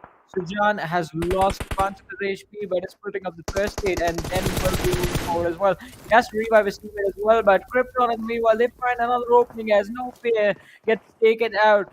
JyanMaara, because of the blue zone, making a massive blunder in this situation. Behind the smoke are the rest players from the side of JyanMaara, and Inkit moving forward in the wrong direction. No, he's going to be caught completely off guard, and JyanMaara, they're going to get eliminated in this match. Krypton, they managed to hold on strong and still come out on top against a JyanMaara that outnumbered them at that point. A wonderful, wonderful team fight. You know what? Snipe Whitey, his grenades was the best part for JyanMaara, but not capitalizing on that situation is the worst part, and that's why they got punished. In case kudos to that lad, because after that one incredible grenade, he just out a lot of damage. In fact, found an opening as well, but Krypton, they will live another day. Gangster, this squad secured 30 points from the previous match. Now look at that. The kill department is empty. The kill bank is still empty. But the good thing is they're inside the circle. But they have to be careful from the backlines. Liquid is using SAS in this map with the 6x scope. Spotted down the players of Krypton. Coco, they take a lot of damage. He received a revival, but look at that. He received a lot of damage too. Now, BBK, he got knocked down from a different angle, and they got punished by another team. Well, I mean, they are definitely getting punished right now, and DG, the gangsters, Tony already getting taken out. Sargon is going to be along with this gangster smoking off for his teammates. The players from the side of Phoenix will definitely not be able to support them out or just finish them off completely. Cooney back on his feet again. The gangsters looking to re-engage. Raw official on the other side do find an option against Hellraiser's leaders. Yes, taking the exit. I have to say, I mean, underrated rookies doing a wonderful job inside this game. From the start till now, have been doing pretty decent. But Yep. we're down to 10% players alive in this match, ladies and gentlemen. And it is the 20-minute mark. So in the next 5 minutes, that is going to be absolute pandemonium in this match. And I Oh guess no! it is all going to get started by the players of Hellraisers as Concept does find 2 knocks from the side of Raw. Has secured 1, but now moving forward against with the M249, and that Beast. is a wonderful, wonderful finish right there for Concept. I believe that was just 1v4. I mean, he Yeah. had his teammates as well, but he was able to take down all the players of Raw all alone. Yep, and that's why we call M249 a beast gun. We saw that. If you have 150 bullets in your gun, you never want to, pull off your finger from the trigger, and that's why you just want to keep on moving, and that was so phenomenal. Now look at that. Hi, Priyu. Hiding behind the shack, just on 20% HP. Jord on the other side, battling with the blue zone. And he was barely surviving, but not a match HP. Now he goes down by the blue. Ryu on the other side, fought down the players of Hellraisers, and that was his worst decision to fire some bullets and hype. They got eliminated at the 8th position. Ekta Esports still in the lobby, secured 1 kill, and they lost 1 player. A good trade, but they have to survive for a little bit more long. The gangsters utilize a lot of smokes, but look at that. 113 meters far away from the safe zone. One single player still surviving from the side of that one team, but Elementrix pincered down that one lad behind the truck. Elementrix, they have to move inside the circle as well. Those rotations are going to be important because you are in the top 7. Well, I mean, the squad is going to be at the top 7 at this point, but let's see who's going to be moving in forward. The Gangsters, a wonderful opportunity for them to have actually back-to-back wonderful games. JM Esports doing a wonderful job right now. Yeta on our team, last day surviving. If you can see if you can secure the kills from the players of Elementrix. Barely any pixel left on his HP, but as he gets finished, he makes sure that Elementrix 2 players, they're going to be knocked out in the open and outside the circle as well. So the squad is definitely going to be in a world of trouble. Frozen Phoenix doing a wonderful job right now with the utility, finding an opening on the players of PE Gangsters. And this is going to be quite interesting to see how this team is actually looking to again get a squad wipe against the Gangsters. He takes a massive damage, but oh, wonderful grenade right there. King is going to be taken down. YY is down as well. So Akshat is the last player surviving. And the Gangsters, they are pushing forward against this team. Akshat takes down one. Blah blah blah is going to be there quite close to his teammate Sarga, but Akshat continuing to peek from behind the wall. Bye needs a revive. Blah blah blah is going to be taken down as well. So now it's down to 1v1. Cooney against Akshat. The blue zone is closing in.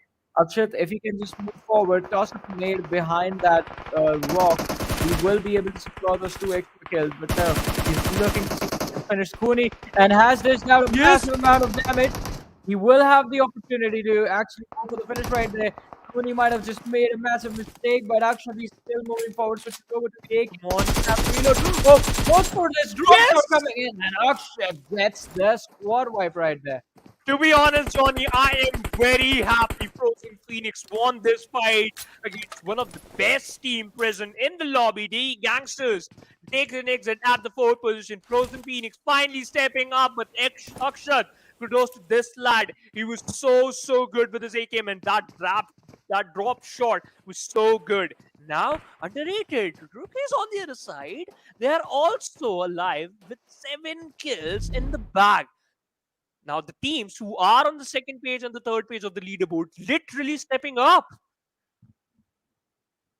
Well, the squads are definitely going to be stepping up at this point, but Ekta Esports, I believe this is their opportunity to actually have a decent performance and push themselves up in the standings. Frozen Phoenix, as I said, just before this game, if they bring themselves in the top 10, that's 10 points, and they are in fact guaranteed 30 points from this game. So I believe this is the big thing. This is the opening that they were looking for. 7 more matches. I mean, after this one, there's just 6 matches left for them, and maybe they can actually, if they get consistent 10 matches per points in every single match, they might be able to move very self-confident. But actually, he's not looking to stop. Takes down one more set of underrated rookies. Moving forward, from flank is going to be shut down by the players of Shante is the one just going to pick him off. Now it is a 3v4 situation. In fact, 2 players of one team, underrated rookies, they got knocked out. So this is the chance for Ekta Esports to capitalize on this position and easily take them down. And yup, Shante not stopping. Knockout thing, in fact, confirmed his skill. Spark on the other side, he goes down too. It's a 2v3 in favor of Ekta. Shante, this man is on rampage. 5 kills on his name. Stalker, he's doing the best thing he can, and that is make sure to make an extra cover to pop out some smokes to stay inside this compound to buy some more time. Well, let's see. I mean, they will try to level just to buy themselves some time, but underrated rookies. Like with the MP49 is definitely going to fall. Oh, I thought he almost connected right there, but no, Chante just takes both of them down. And Ekta Esports walks away with the 6-0 on Miramar. An amazing finish from this team. 9 kills, 4 points total, and they bring themselves to the top 3 of the overall rank.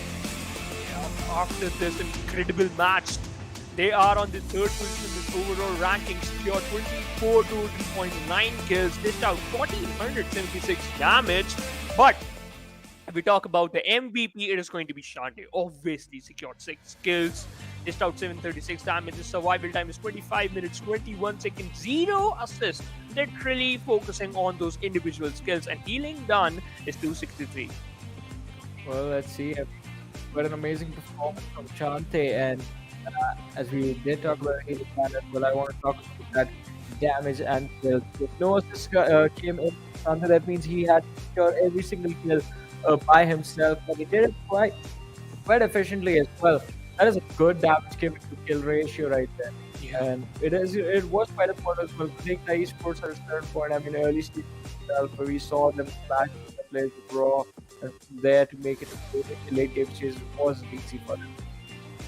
It wasn't easy for them, but you know what? That clutch from the side of Akshat was so good. At the moment I saw underrated rookies, they got this map, and there was a time when it was a 4v3, but 2 lads, they got knocked out in an open area. In fact, that was their time to shine, but that was not the case. Shante, who was so good with his skills, literally dominated every single player in the lobby. Concept of Hellraisers is on the second position. The top player secured 5 kills. Akshat also going to join the fray, secured 3 kills, dished out 737 damage. Team from the side of underrated rookies on the fourth position secured 5 kills and dished out only 362 damage. Well, let's see. I mean, only 362 damage, 361 on Argo from the side of Xtreme. Well, but looking at the match summary, 6 kills secured by Dante, 403 meter distance kill by Argo. Now that is a number that's representative of Miramar. We used to witness these type of longest distance skill in Miramar, and now Argo is showcasing the same thing. But look at that, most utilities being used by King, which is 13. Yate gave the highest amount of assists to his teammates, and the number is 4. Yeah, I mean, quite an interesting match right here. But let's have a look at the match rankings now. 24 points handed over to Xtreme Esports. But look at the Hellraisers. They did a wonderful job to recover themselves. I mean, from a bad position. 8 kills secured by Hellraisers, 8 points, but those 14 total points. That is what we're looking for. If Hellraisers can be consistent with this sort of a performance in every single match, maybe this team might make it to the finals. The chances are high, but they have to be consistent. For that, they have to be consistent. But I'm surprised that Krypton Esports secured 8 kills. Basically, they were showcasing that dominance. They were so good with those skill points, but they have to focus on those placement points as well. Now, the Strangers, same thing for them. Again, relying on the kill points with total 4 points in their favor is for Hype. They take an early exit, so as the players of Raw. Well, I mean, early exit for all these squads. Kaliog as well, Nation Esports, SOLTI squad getting caught out at the end, walking away with 0 points in this game. Well, unfortunate, and I have to be quite unexpected as well.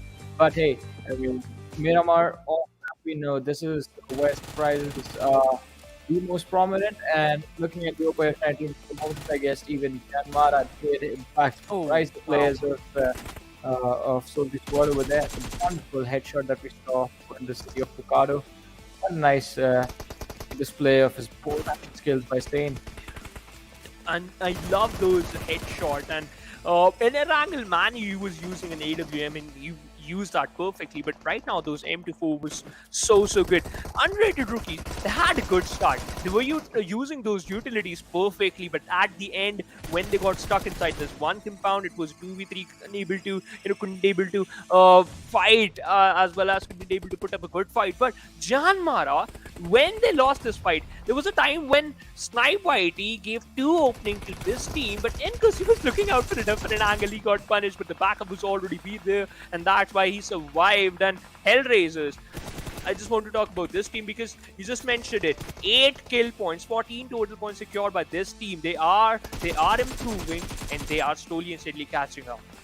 Well, they are improving as you said, but I mean, if they want to catch up, they have to be consistent. I'm going to assume they're going to get 14 points in every single game, and that's how they're going to make it to the other side. Because anything less than that, it's going to mean the opportunity to the other side is going to be out of contention. But with that being said, ladies and gentlemen, JyanMaara Esports getting at 104 points after the matchup with the highest kill in the lobby, 60 kills to their team. This squad is playing a totally different game, and this is something else. So next level domination being put on display by JyanMaara. The closest I believe I'm seeing someone, it is Esports, and they're sitting on 40 kills. There's a 20-point difference right there between the two squads. And talking about 20-point differences, there's a 19-point difference between JyanMaara sitting on the first and the GANGSTERS sitting on the second. Yeah, but look at that. The position 5th, 6th, 7th, 8th, it's a close call between all the 4 teams because they have 58, 57, 57, and 54 points respectively. So these teams are very close to each other. In fact, Elementrix as well. But there's a different race going on between the top 3 teams in the overall ranking. Now, there's not a single team happening in this overall second phase of the overall ranking. Every single team are just holding to their respective position. 9, 10, 11, 12. Nation Esports still on the 9th position with 50 points. Well, as you said, I mean, it's still going to be on the 9th with just 50 points. And they are playing, they need to be extremely careful because one, visit with vibes, PLC process, and all these teams that are not performing can actually get back into the battle war tomorrow, then that is when the trouble is going to begin for all these squads. Although talking about squads, look at this. Hellraisers bring themselves up to the 19th position after this game. And I have to say, Hellraisers, they need to be as consistent as they can be, even if it's just getting those 8 kills in every single game, getting those 10 plus points, 12 points, 12 points every single game for Hellraisers from now till the end of the group stages, and they're going to make it on with it. That's what I have to say. Although, on the other side, team that actually did really well for themselves as well, we're going to see them on the next page of the standing. Uh, Frozen Phoenix.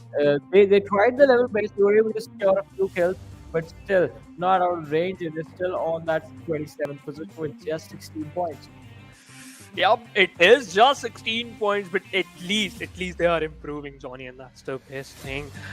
It was just only in one match they were like being so aggressive, and that aggression literally worked out in their favor. The Gangster, they literally eliminated the Gangster in a very, very, very difficult spot. There was a time when I thought the Gangster was going to win that fight, but no, it was Frozen Phoenix Akshat. But we just completed our two matches of the day. We still have two matches left, but we'll go on a short break. Coming right up, it is going to be the Sanhok map. Been it real? I'm calling shotgun, wanna see my baby run. Oh, what's the word on the sea? Kicking up the dust, you know what I mean. We got a good thing going. We got a good thing going on.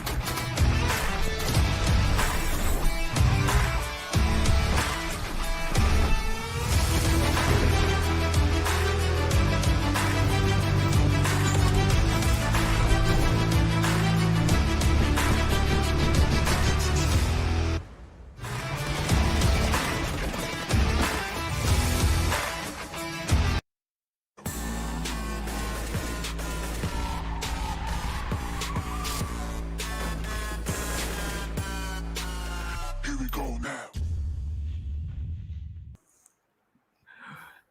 Hello and welcome back, ladies and gentlemen, to PUBG Mobile Club Open Fall Split 2021 Nepal Region, sponsored by Oppo F19 Pro. My name is Phoenix Shivans, and alongside me, okay, it's Trooper, who's on my left, and Yeah. you know what? He's in for Johnny, and we witnessed the last two games, Trooper. And what are your expectations from teams like Ekta and the Gangsters and Well, JyanMaara as well? well, the Gangsters, it's an amazing team, right? We've seen these players play for different teams and for different banners already, and they we know what they can pull off, right? Blah blah blah. And the squad over there, they are just amazing. But one on Rhinos, Ekta Esports, they've been so good in the recent past, and now just getting this chicken in this Miramar game, the expectation is really high from Ekta Esports. They've landed on the first page, so it's going to be an amazing journey. This is just the start of the ladder. That's what we keep saying during the PMCO leg, right? And they're going to move ahead. There are big teams behind them. They got to go to the PMPL as well. So it's just the start. They're definitely going to be part of the regional finale, but they're just going to continue the good work.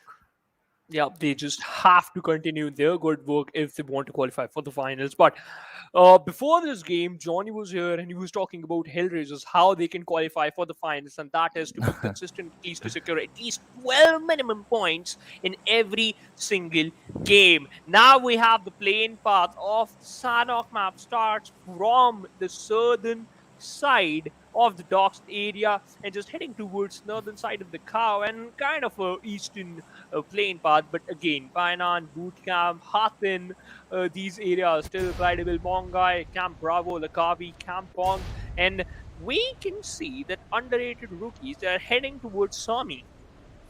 Well, yes, every place is glidable in Sanhok, right? A very small map, so no problems whatsoever for all these teams. But the question with these teams dropping in for the first time inside the map of Sanhok, because Group A and Group D encounter together, the 16 teams haven't dropped anywhere. So are they going to have some early collisions in the drop? That is what we are going to look out for. But Cam Bravo clearly looks okay. Even Krypton Esports have found a decent place for themselves. But no, wait, what do we have here? The one on Rhinos, the Xtreme Esports, very close to where they are, but they are in a split situation for Krypton. Incus on your screen with that latest buff UMP. I call a recent update the UMP update just because of the fact that this gun is demolishing every other at this point. Yeah. And let's see how he's going to use this one in this situation. You know what? The meta of using M416 with the AMP is literally amazing. I tried. I tried the same thing, when I was playing some solos, and I was like, yes, I'm gonna do the same thing. I'm gonna stick to this meta, but I am so bad that I wasn't able to dish out a single So, kill, unable to secure a um, single kill. But that's not the case for these lads. so did the bot kill you with the UMP? Oh no, Okay. that's not the case. Come on, I'm like Okay. pretty good against the Let's bot. okay then. Coming back to the game over here, we have got just outside the circle. This looks like a western circle to me, because the eastern edge is just towards the just outside these compounds where these lads are playing right now. And Incus with God9 and Poco just holding on to their positions. And there's a player. The fourth player is in a flank position, Shawan. So it's going to be very important how he's going to come into the equation. Also, the other two players from Ekta, where are they? Where are they? A good question from the side of Trooper, and we'll get to know. We'll get to know Trooper. We have to wait it. We have to Oh, wait for yes. that because we still have 1 minute 20 seconds left on the clock. And then after that, the first zone will close in. But look at that. Now it's a stare down competition between these two teams. Literally stare down competition. If any player peaks, then he might go down. But there's chances. There are a lot of stuff you can do. Is just back off if you want to. Then just back off. Otherwise, just rush in towards your opponents. Enkus on the other side, you just mentioned it earlier. He's using an ump. He has a level 1 bag, but no helmet and no vest. This is the point of concern. On the other side, Poco with that beautiful weapon, AKM, with a level 1 helmet And look at the fourth player. and an M16. Oh, look at that. The skin is beautiful, just like me. And the fourth player, BBK, Yeah. is just in a distance over there. And he's inside the circle. Now shots being taken. Chante, just backing up a chicken dinner in the last game. Now they are in this early fight over here. And they're keeping the good confidence with them. No backpack, no helmet, no vest right now for Ego over there. Let's see how he's going to deal with that. But yes, both these players are equipped enough to deal with this situation. They have got the skill set, they've got the guns, and yes, just as we suspected, the Western Shore inside the play area, the Camp Alpha Island completely inside the circle. And look at already the kind of traffic that is converging towards the River Junction. I can only see multiple teams over there, even Red Esports. Let's see how they're going to shape up. Whoa, and Hype found an opening in the very, very early stage of the match against the players of Frozen Phoenix, and it seems like that King time of survival is being cut down to 0 because his kill been confirmed. Now we can see that Hype backup is here. Frozen Phoenix YY tried his level best to escape from this position, but it's just denied by Akujord, and we can see Frozen Phoenix lost 2 players in a very early stage. But JyanMaara, look at that. DG, they are up against the players of DG, and JyanMaara knocked out 1 player, and we can say this that they found an opening, but the kill confirmation is not yet here. there, basically. Well, it's a good start for Hype, right? A very old team from the region just getting a perfect start in the Sanhok game. And it's really important for them. But now let's talk about this team that is playing like the elephant inside the room right now. JyanMaara Wow. Esports, they've been so amazing, right? They're just leading the charts from the front. They're making sure that their presence is notified to everyone. And I've not been casting so many matches from Nepal, but yes, I've got my eyes on this team right from the word go over there. And let's see how they're going to do. And this encounter finally breaks off, and Godline goes down, and Ago is just bleeding out while his teammate has been picked off already. So, not a good start there for esports in this kind of situation which they were. But Incus is present here already. Oh, let's see if Miracle is going to be able to pull a miracle or not. Yeah, that's going to be the question right now. But look at that Elementrix taking down the players of Red Esports on the height, just near to the temple. But this particular rock just separating these two teams, that grenade was a little bit too off, so that we can see the target found an opening. But no, that's not the case. Oh, Beard with his amazing spray takes down Inception, as well as Liquid go down. So this is the opportunity for Red to work on. But okay, now they are just moving from the left side. Brook just confirmed that kill, and Brook knocked out Liquid with that grenade. Now staying inside the temple, got down Sus, and Sus is being more consistent. But as I just mentioned, Miracle can cope of some Miracle, but no, he dished out a lot of damage, takes down two. But at the end, he got picked off. And yes, multiple fights erupting just inside the 10-minute mark of the game already. And Eta Esports have already been eliminated. So with the chicken dinner behind their back, they were looking confident. But Krypton Esports have hurt them and hurt them really hard and eliminated them onto the 16th position. So they just got one more game during the day that they can add on points for them. But look at this. This is the domination coming in from the lads of Elementrix, already using the Thompson at that range and creating an impact over Red Esports. Now Orange goes charging. He's given a bit of a time to just put that meds over there, and now he's just clearing the curve of the land towards the right hand side. Brook and his teammate Beard just trying to survive. Let's see Beard. Sane desperately just crawling for the revive, but just with Orange, they're charging in there. Finish comes in. Liquid picks off another player. This is Elementrix in charge, and look at them go. They're controlling the heights of the Campal Island already. Pure aggression from the side of Elementrix. Now, underrated rookies up against the players of Raw, and we saw that the Kalyug, they pinched down the players of Dark Strange just on the other side. Psych slowly and steadily closing in, very close to that one player who was on very low HP. Now he's back on 5, but he has to deal with 4 people. Oh no, he takes down one, but wasn't able to take down another. Wasn't take down another. Now Spark just gonna confirm his kill near the Tambang area. We saw that underrated rookies secured 2 kills, and the revival is being initiated. Raw again lost 2 players, and this is not the start they want. Definitely, this is not the start they wanted, but there's still players from Raw in the backdrop, right? So 2 have been claimed already, but Rig and Rage, you can spot them inside the backdrop over here and inside the lines maybe. So it's going to be a difficult situation. But they're already heading for the zone. They're moving towards the Campbell Island, but this River Tri Junction still there inside the center of the zone.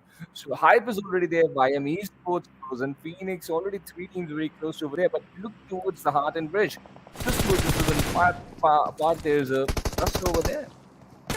There is cluster over there, but look at that. Hoody Esports is hiding behind that one particular room, and Susan received a lot of damage. Snipe Whitey, he was bleeding out slowly. Steadily, Susan switched to a frag grenade so that he can flush him out. And look at that. Ale, he was so clever. He insta peeks from that particular location. Snipe Whitey confirmed the kill of Snipe Whitey. JyanMaara brought down to 3 players. Now, it is kind of going to be an equal fight, but Leader Esports denied that. It's a 4v3, and I can see YM in the back line. So if YM do third Look at party. Fingo. Yeah, okay. Look at Yeah, look Sanhok. at Singbo with the left peak on over there. He's just clearing out one angle for JyanMaara. They can only move in from the right. So if Nopia, yes, this was important, and he's made it inside the compound without getting knocked down over here. Really important move coming in from Nopia, but now he needs that extra bit of a time with applying those meds. But four players inside the vicinity from Leader Esports, they allow him to put in those meds. He had given the damage, just a bit of a utility inside the house, could have done the trick over there against JyanMaara, but they get this important time to regroup. They've just lost a teammate, but three of them still part of this contest over here, and this is just happening towards the southern part of Gunnar. the Bridge of Harden, and they are looking good already. But look at Gunnar go so slowly and steadily. He's looking to surprise and bite one of the lads from Leader Esports. You know what? A ghillie suit in the Sanhok map. What you can expect, right? This is going to be a nightmare for some of the players, and you know what? Spotting out a player who's just got prone down in the grasslands as well as wearing a ghillie suit is difficult. It's so difficult. Trust me, in my personal opinion, Yeah. I'm saying that. But So the bot was wearing a ghillie suit, right? When he no, picked that you was up with the not a number. bot. Come on, man. Okay. It's not possible. Stop roasting me, Trooper. Right now, Leader Esports. They have to. They have to do something because they secured one kill. Now, one player, as I just talking about that one single player, he's wearing a ghillie suit, right? He can do Well, yeah. wonders. If he spots out Luffy, and if Luffy goes down, then one single angle, which is going to be the left angle, it will get shut down. It certainly is, and look at the team holding the high ground over here. And Soldier Squad, they have an idea, right? And they're just trying to find out, and they'll get some sort of visuals with are the shots available. Jayush over there with his teammates. This is Team Hellraiser trying to hold the high ground, but Soldier Squad, they now got an idea. So they just need to make sure to keep them always into the Pollard, even also moving with his teammates. But this is a split situation for Soldier Squad, and they really got to keep this piece of information very handy because you don't know that with the next shift of the circle, they might just have to go out in the open. But with the likes of Hellraiser holding the high ground to this compound, it's going to be very tricky how they're going to move away. Yeah, let's see. As just mentioned, things are going to be tricky, but YM Money knocked out Gunner and he was wearing a ghillie suit again. Okay, I think so. It's like Troopers, Casters curse that it's difficult to spot out the player if he was wearing a ghillie suit and he goes down. Come on, Troopers. You jinxed it. We all know who did it, but okay, it's me. Now, Susan, he is just present there so that he can Oh. revive his teammate. Gunnar, look at that. He was He's trying to pull a literally- jiggle. He's trying to pull a Yes, jiggle. and knock that down over was a there. jiggle. That Yeah. literally was a jiggle. And wow, the Gets the revive is being revive. initiated. This is Leader Esports is giving them a second chance, to be really honest. And if a lad like Gunnar gets up, puts on a first aid over there, he's really going to come hard at you. And better watch out, Leader Esports. You've given them a second chance, and they've already been amazing. Now look at this Gunnar. What? He's on 75% health. So that is going to be one thing to watch out for. He takes one down. The switch on the gun. The second take comes in. Susan takes out the second one. This is JyanMaara Esports. They've taken two players down instantly. They just missed out on Gunnar, allowed him the revive, and Gunnar make sure to punish them. He's just rubbing salt on the wounds now. If you're gonna give room to a puffer fish to swallow up, obviously it's gonna fill the aquarium. And the same thing just happened. Leader Esports gave a lot of time to JyanMaara so that they can just reposition themselves and so that they can, easily revive their knockout teammates. Now again, the same thing is happening. Gunnar, he got knocked out, and we can see Leader Esports, both of them just instantly compromised their position. Ale barely surviving on 10%. In fact, he got killed. That's how you're not going to engage in a fight. And that's how you're not going to the regional finale if you continue making these mistakes. You've Yes. got to pin down your opponent. You've got the knock. Make sure you finish the player. A player like Gunnar, but coming back to this fight, and Razor, they were holding on to the high ground, right? And you've got a team coming in from the backstab, and Nemesis and his they're losing players. It's not looking good for them. But Hellraiser, they are in a difficult situation. Soldier Squad is the team here, and let's see how they're going to deal with this. Oh, Hellraiser have hurt them. They're not allowing them an easy regroup. Yeah, and you know what? It's important. If you're just denying the regrouping of your opponents, then you already have an upper hand. Salty Squad in the previous match, they faced an early exit. And it seems like we're going to face the same thing in this match as well. Prateek, he was inside that smoke, but when the smoke just faded off, he got faded off too from the lobby. So as his team got eliminated at the 14th position. Well, Hellraisers, wow. they eliminate, yes. And the only reason she was because listen to this very carefully. They did not have a backup plan to the situation. They committed completely to the fight against Hellraiser, Yes. and the high ground that Hellraiser had, they made sure to capitalize. So this is a problem, and these are teams coming in from the qualifiers, right? This is a very important opportunity for them. So you must always be ready for these sort of a situation. If you're losing one or two players, just make sure to keep a retreat option for yourself, and this is exactly what SOLTI squad was missing over there. Oh, Ooh, and wow. A pin precise and a perfect grenade from the side of Raze. Knocked out one player. Look at that. This spray is also amazing. Just done a lot of damage. Underrated rookie got stuck behind that one basically boxes. In fact, not one, 3 to 4 boxes. And now they're dealing with the play zone as well. And the play zone is dishing out a lot of damage on top of the players of underrated rookies. Wade still fighting random shots on top of the players of underrated rookie. Now, the revival, they are being more casual in this situation. Spark, you have to heal yourself first, then you can revive your teammate. But no, Spark got pinned down between those boxes. And that thrown down shot was so good. Psych. He couldn't kill down, just confirm that kill, but lost his teammate too. Well, he did lose his teammate over there, and that's what confidence can do to you, right? Rage Yes. from Raw, they just won a big tournament before coming into the PMCO, and they're taking on multiple players at the same time, and I'm really liking the confidence over there for Raw over there, Raw official. Let's see how they're going to carry this momentum into the regional finale as well. But on the other side, Red Esports have also been eliminated, and now it's time for JyanMaara to put on their traveling gears and go into this rotation. Well, come on, please. No fear, come on, please use that ski. I think it's not a ski, it's a jet. Oh no, it's not a jet. So, okay, I'll find it.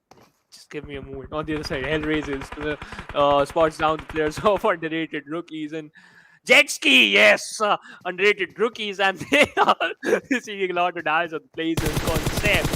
Got down, in down, Psych received a lot of damage now, but they have to focus on the circle as well. But again, Hype, every single time, Hype, whenever they move inside the circle, they end up against the players of Hellraiser. Sometimes that happens, sometimes it doesn't, but it always happens. It's sad off, and look at that, both the teams are pretty close to each other.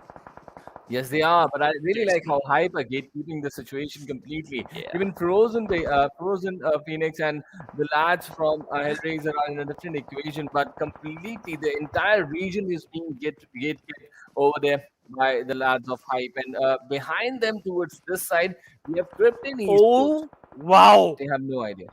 They have BBK, no look at idea. that. Oh Vivek, no. Okay. he has no idea. He has Definitely, he has no idea. He has no idea. That's why he's playing on Wi-Fi. But Well, how is BB going to deal with this situation? It's Okay, going to be really so- interesting. And he's eyeing his teammate, and his one Yes. of the teammate is right behind that rock. This is the backup plan. You have to focus on. This type of backup plan will always work in your favor. Look at that. Look BB at this. spots out one player. He knows that Right. there's one player just present on the rock, and he takes out another. Well, he's surprised. I mean, he's surprised them really badly, and now it's going to be very difficult for them to somehow hold and control that situation right now. GM Esports, they're trying this move, but BBK, he's still surviving, and now, he takes out one more. Can he do this one before? No, he cannot. It was a miracle one if he would have, if he's being instantly punished. But the problem for Crypto Esports, they cannot see them because they're on the other side of the river. So far away from him, from the one teammate, Bieber.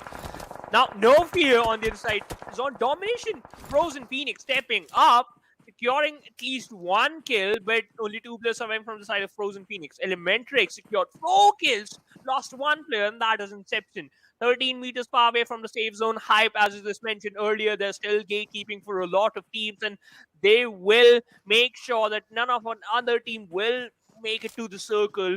Otherwise, they will collect a lot of kills. Well, they are going to collect a lot of kills in that situation. But this is the problem for underrated rookies as well. They've spent so much time fighting those fights on the bridges, and now they're going to make this run desperately. And they will not just leave with a lot of cover, but in the process of entering the zone, they are going to hurt some players. He's hurt crazy, but his teammate Zod is made sure to capitalize on the situation. Akku Zod, to be more precise, and he's eliminated and got that one kill. That is the end for underrated rookies. But Hype, on the other hand, they have lost a player and already got some good amount of kills against their name, so they might just get a good points from this game, from the Sanhok game Yeah, yeah, yeah. altogether. True, true. They will. They surely will secure a lot of kills. But look at that. If we talk about the winner chicken dinner forecast, YM, they have the highest amount of possibility because they are securing a lot of kills. Phoenix, Frozen Phoenix, they got stuck. Stranger, we won. Akshat, this man is crazy. Every single time he was the person who always stepped up from the side of Frozen Phoenix. But YM, Yata Uta secured third kill. Hype versus YM. This is going to be the most hyped fight in this Sanhok. Yata Uta exchanging a lot of grenades, and this is the part of the plan. This is the plan Really, for it the is game going to be downstairs. because, as a matter of fact, they were almost like 1v4 by Yeah. a single player, BBEK over Oh. there, and now they are standing as a four-man squad once again. And look at that. Inside the forecast, they've got the highest percentage for a chicken dinner. They've cornered multiple players of high in a difficult situation now. But from the far side, we should not forget that JyanMaara have been on this island for a fair amount of time, and they've been witnessing, noticing, gathering information, and allowing all these teams to come inside and towards them. That's going to be really interesting with the kind of information they have. And on the other side of the river, Xtreme Esports eliminated, but now Hype is finishing down. JM Esports shots coming towards Zod as well. He's going down now. Hell is in front of him. This is JyanMaara taking some flanked angle shots on them. No Fear has also been is being suppressed behind the ridges now. But this is Hype giving a really tough time to JM Esports.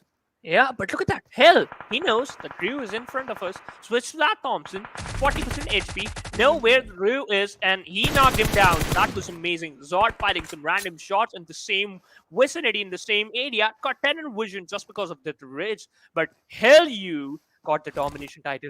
Elementrix, they are still surviving. We literally forgot about them because they were being so silent. They just secured only 4 kills, but still they are just showcasing that perfect amount of dominance. Now, Zod, this is going to be the best revival. Now, it is the riskiest revival as well. Look at that. They're so close to the blue zone. Well, yes, they are. And I never forgot about Elementrix. They were always here inside this part of the zone. Remember, they were controlling the higher ground a little while earlier, but the shift of the circles was bringing in teams towards this side. Even JyanMaara was also here for quite some time, and both these two teams had a really good chance. But out of these two, only Elementrix survived. And oh, finally, that opening being created. He goes down with his own nade? Yeah. Really? Yes. And You always know- sensing opportunity. He's just pushing in, and behind the volley, there's the last player remaining for Hype. And Zod, how are you going to deal with this? But on the other side, we still got a team that is surviving, and those are the Gangsters. Mistakes being made by some of the teams. And look at that. The final player from the side of GM Esports doing a lot of job. Hype got eliminated at the 4th position. Now it's a 1v2v1 situation for these 3 teams. GANGSTERS spots down YM last player who was running out in an open, dealing with the blue zone, doing a lot of damage. Now he got finished by Liquid. A 1v2. Gangster running for his life. Jiggle peeking. In fact, Jiggle's running, but no, that's not gonna, save him. It's not going to. And YM Esports eliminated. And just after that, the Gangsters take the exit outside. And Elementrix take the chicken dinner, a 7-kill chicken dinner. They did an amazing wipe on top of the hill. And when they came onto the foothill, the game was almost over by them. And they made sure to wipe the remains of the opponents down there. And they just go away with the all important 22 points of the Sanhok game. The only Sanhok game for the day. And I'm just absolutely loving the way Elementrix are performing. It's a very big team, and even in the past they've shown some amazing colors, and yet again they are on top. They are on the top on 3rd position. The overall ranking secured 22 total points, but MVP, it has to be Liquid. Obviously secured 6 kills, just now 587 damage. The damage to kill conversion is also amazing, but if we talk about assists, he gave 3 assists, and that is the interesting part as well. Healing done is almost 290, so yeah, a pretty decent healing by this player. But the thing is, how many points JyanMaara secured? Yeah, definitely. But look at that. The entire team has 7 kills, right? And 6 for Yeah. Liquid over there. So it's just been the guiding force for the team in this game. But we know how well the other lads are also prepared from Elementrix, and they are always a team to watch out for. But Akuzor gets an amazing game for his team. Even 2 lads from YM appear inside the top players list. Hell and Yatuta make their way over here. But JyanMaara have got no fear over here with 4 kills and 432 damage. Really looking good. The competition is getting completely set on fire over here because we know that from this region we've got 15 slots available inside the regional finale. Right out of the 32 teams that are contesting, only 15 are going to go in. And in the Sanhok, 4 teams, the old guns, the old gods have sort of shined over here. Element featuring JyanMaara featuring over here. And so is hell with those 7 utilities inside the Sanhok game. Yep, 7 utilities used by this one lad. Only 7. And That's I the think max. so. Yeah, that's the max basically. But I think so. Johnny mentioned the same thing that this is the same amount the utilities being used in another region. This was the maximum, like 6 Yeah. or 7. I'm not sure. I think so. You know more about it. I think this is. Trooper. I think this is just because of. This is just in the circle. Sanhok game. Yeah. Yes, the this is utilities in are the being there. Sanhok. The area, it's all green, and players they were hiding behind those ridges, as well as the killing suit is the most important part. But let's talk about the match ranking. Elementary 22 points, Hype with 17, so as YM Esports also secured 17 points. JyanMaara with 14, GANGSTERS 15, Repton Esports again being consistent at the 6th position with 8 points. Hellraisers, they tried their level best, 5 They points. did. They really did. And Xtreme Esports, they also eliminated Xtreme Esports right quite early in the game. So they really got those points early. And later on, they made sure to get 4 positioning points as well. So it's a decent performance coming in from them. And let's see where this consistency is going to take them. But look at that. Raw Official getting eliminated early, just 1 point out of the game. Even Leader Esports, they really got to learn. And at this point, if you're going to allow those teams who have no fear, they're going to take you down. And Ghana was the player they could have easily picked off, and later on it would have been a 4v2 situation. It was a fight for theirs to be winning, and by just by their own mistakes, they allowed JyanMaara to get on top over there. And this is all what is going to happen if you just allow your opponent an easy escape. Yeah, and I totally agree with that point, Trooper. But let's take a look at the Oppo F19 Pro movements. Let's refresh our memories after this fight. Elementrix, they were so good after this engagement with Red Esports. They never stopped basically. But kudos to the players of Leader Esports because before they got vanished from the lobby, they had an upper advantage. They had an upper hand. But thing is, they were unable to utilize it perfectly. You're absolutely right. They were not able to utilize that it perfectly. But these moments where Krypton Esports Quebec almost wiped off YM Esports completely, and then the backstab coming in from Park over there. Frozen, the Phoenix also had their moments, but they also got pulled down over here. Even the Strangers tried to make an appearance inside the zone, but they were also denied. So, this was all in all a pretty decent game for all the old guns, all the old gods here. In this set of 16 teams, but yes, the young blood also trying really hard to make an impression, and I was really impressed with them as well. Yeah, same here. I'm impressed with their play style too. But now the third match is done, and let's take a look at the overall ranking. JyanMaara on top, 18 points difference between them and Gangster. But Gangster, DE Gangsters, they also secure total, in fact, accurate 100 total points. Elementrix stepping up again, securing the third position for themselves with total 91 points. Hype also climbed up the ladder on the fifth position with 74 points.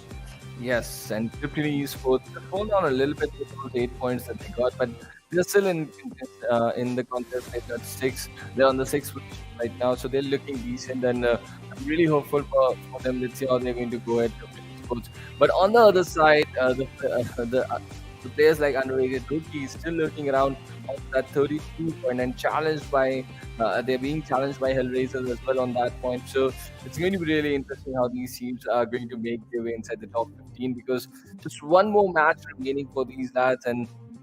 Yet there are teams who just played 4 matches. They're also going to get some good points and push them back inside the overall standings. We need to make sure to capitalize and use these sort of a standings to put them away from this kind of a situation where they might just miss out with 2 points. That slot is really really precious.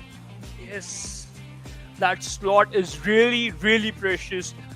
But good, we can see signs of life from the side of Frozen Phoenix.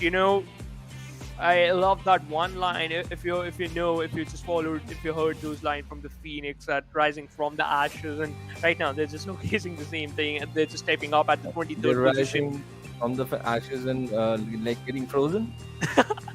No, like the way Captain America emerged, right? I know. Just got stuck in the slide. Okay, let's not talk about that thing because it's again the Marvel Universe, and I'm too bad in explaining the Marvel Universe. Now, the important part is overall ranking.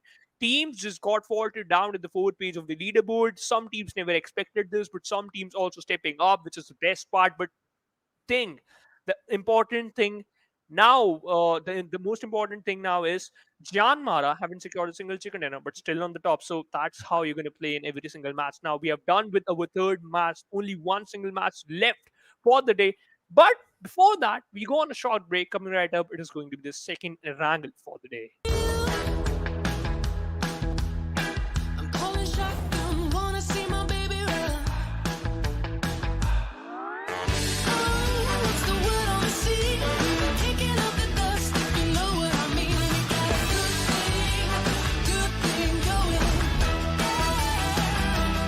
We got a good thing going on.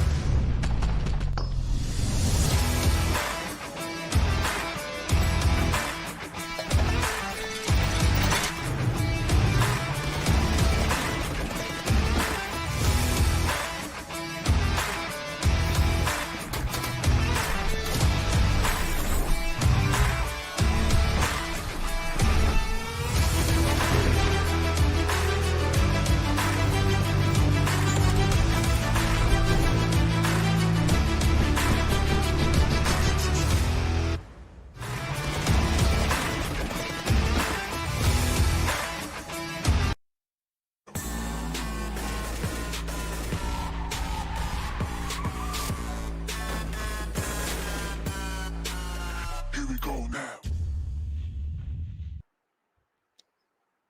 Hello, welcome back, ladies and gentlemen, to PUBG Mobile Club Open Fall Split 2021 Nepal Region, sponsored by Oppo F19 Pro. Woke up your fun. My name is Phoenix Shivansan. Alongside me, it's Trooper. So we just witnessed with last three matches, and those are Erangel, Miramar, and Sanhok. And now we're just heading towards second Erangel for the day, and which is going to be the last map for the day as well.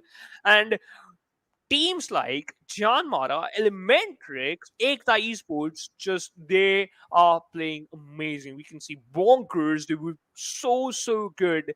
But but I just want to ask one question from my fellow caster as well as analyst, and that is, what do you think at which position Hellraisers will end up after this match? Well, it's going to be really, really important how they're going to deal with this. But let's see what they are going to do, because Hellraisers, we saw them in the last game. They handled that backstab beautifully, right, against Salty squad, and then just came on Yeah. top over there. They got some good points out there, but it's going to be really, really interesting how they're going to finish the day. That is certainly going to be interesting, and it's going to be quite interesting that how they're going to engage in some fights. But now, the important part is only top 15 teams will qualify for the finals, and Skylight Gaming will join them in the finals of PUBG Mobile Club Open Fall Split. So you have 15, you still have some chances left, but Group A and Group B, they're going to complete their 8 matches. Maybe basically two-thirds of their journey is done. So they have few chances left. Only after this particular match, they have only 4 games left in their hand as well as in their backpack. So they have to do something. If teams are still struggling, they have to focus on those points. But the playing path is in front of us. It starts from the Lipovka sites and just heading towards the north. Georgopol City, and we can see a northern plain path. Super. Yes, a slight tilt towards the northern side, yes, but let's see how the teams are going to occupy the entire landscape completely. And you were talking about Hellraisers, right? They've got an early jump already. They're dropping down in between the areas of school and Yasnaya Poliana. So that's also going to be an interesting thing, considering that drop. And it really becomes important where the first circle is going to go. And look at where JyanMaara are using that Lipovka split for their drop right now. And Ekta have dropped down towards the middle power area. Yeah, Melta Power, one of the favorite drop location, one of my favorite drop location because you can find some awesome loot out there. But look at the circle; it's formed towards the northwest, and then it is equal to.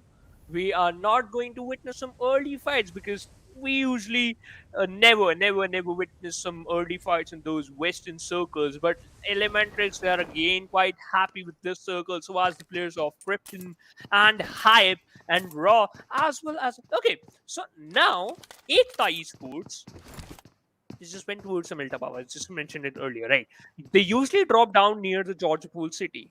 Now, changing your drop location doesn't mean that it's going to change your fate because right now the zone is pretty far away from you and you have to move inside the circle as soon as possible. Otherwise, if any team decide that they are going to gatekeep for some teams who just they're going to gatekeep for you, then you might end up and face an early elimination.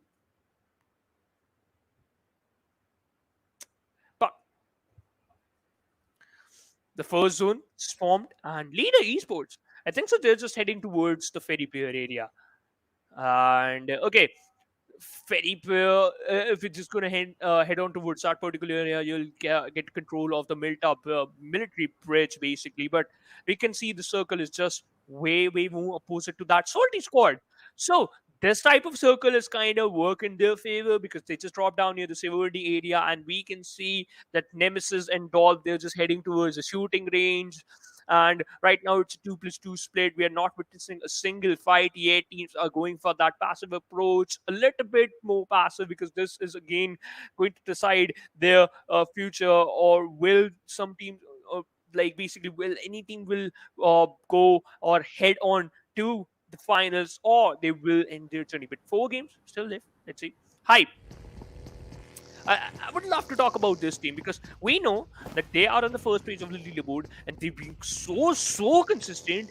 But they are eyeing for that first position group, and I'm sure because you know what, if you're gonna be on the first position, you'll get a big chunk of money as well as the ticket for the PMPL season 4.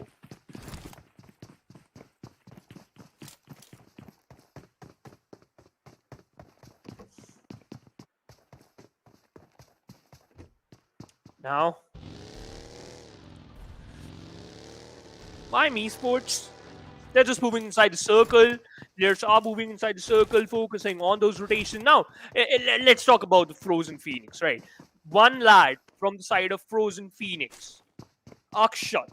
Okay, this man is like literally the manpower, the gunpower Frozen Phoenix need, and he's stepping up. And the important part is he always secure 1 to 2 kills in in a single match. So yes, this type of gameplay, this type of aggression Frozen Phoenix need. And Akshad, despite of the fact it's a little bit too late, but still he's stepping up. Look at that, Sargam. He has a huge amount of loot. We can see M16s, as well as we have the arms Yep. with the 6x scopes, and that's the best loot I ever saw in prison area. Wow, he is rich right now. Well, he certainly looks rich here, Shivash, and it's going to be very important. Oh, once again, amazing work coming in from the observers. And this is, Oh, wow, the beautiful, beauty. beautiful map of Erangel. And I've never seen it this way. So many matches that we have casted, but never, never that we have seen the map of Erangel from this position. Wow, it looks so beautiful. This is great work coming in from the observers, right? And wow, mesmerizing sight. Even this is so high. It looks like a satellite over, right? The C-130 is not designed to go this high. True, Heist in the Room. We just heard that song from Travis Scott, right? Yeah. Like, if it's good with if he can witness these type of stuff, obviously it's gonna end up making those type of legendary songs. But now look at the blue zone, right? Look at the blue zone. It just looked like a ring, and I love that military base island is so separated. Right now we can't see the bridge because it's so. We are witnessing a top view, but without that bridges, it seems like the military bridge is like floating, as well as it seems like the military basically island, so separated from the main island.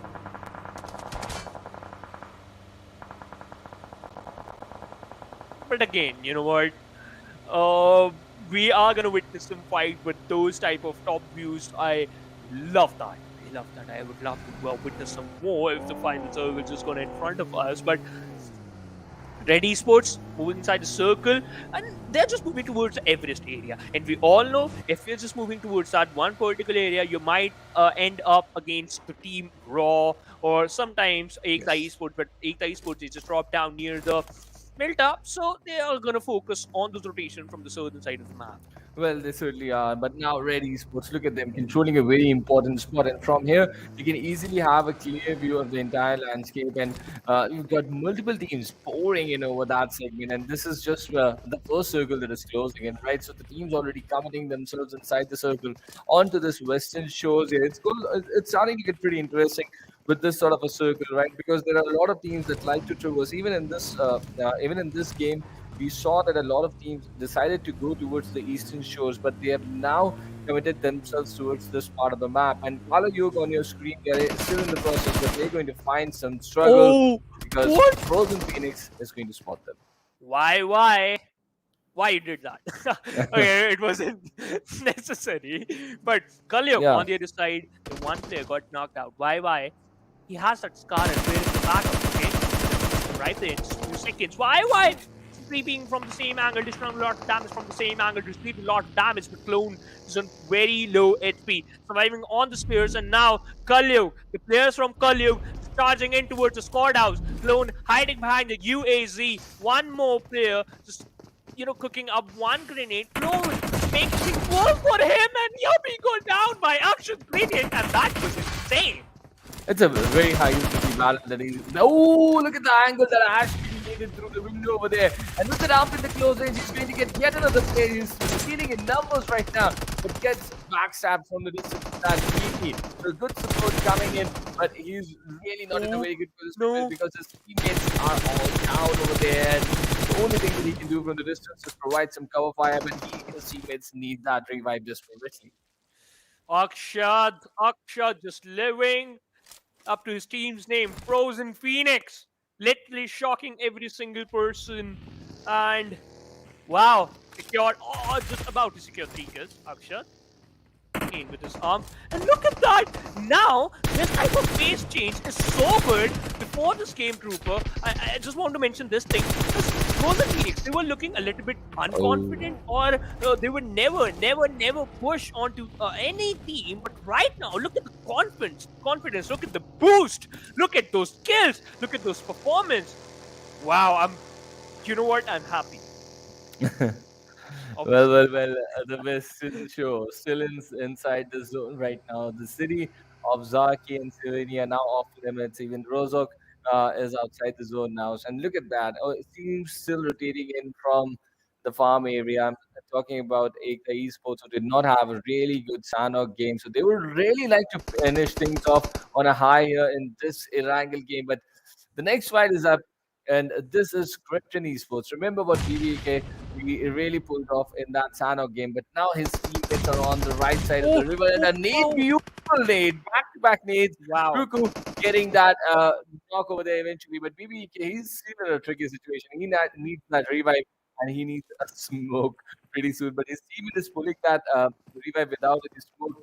That's a really big risk that they're taking, but putting it off. But on the kill feed, we can see Elementrix also going inside a fight against Raw Official. And one of the lad has been traded by Raw Official, but it's clearly Elementrix who are dominating over there. So if you could just quickly move towards there and see what's really happening. Yep, that was sus. Basically, he go down. He got knocked out as well as he secured one kill too. Look at that. Kes was about to throw one pan. Okay, come on. We need a pan finish. You know, I would love to witness a pan finish because there was a time when I was playing and I got hit by a Bot killed pan. you by a pan. Yes. No, I never got killed by a pan. That's the best thing. But to be on the safer side, I received a lot of damage from that pan.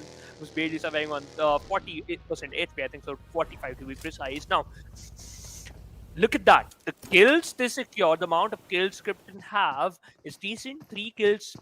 We just hit the 12-minute mark, and it is only it's kind of soothing as well as kind of give them a boost in the start of the game. The second zone is closing in. Look at that.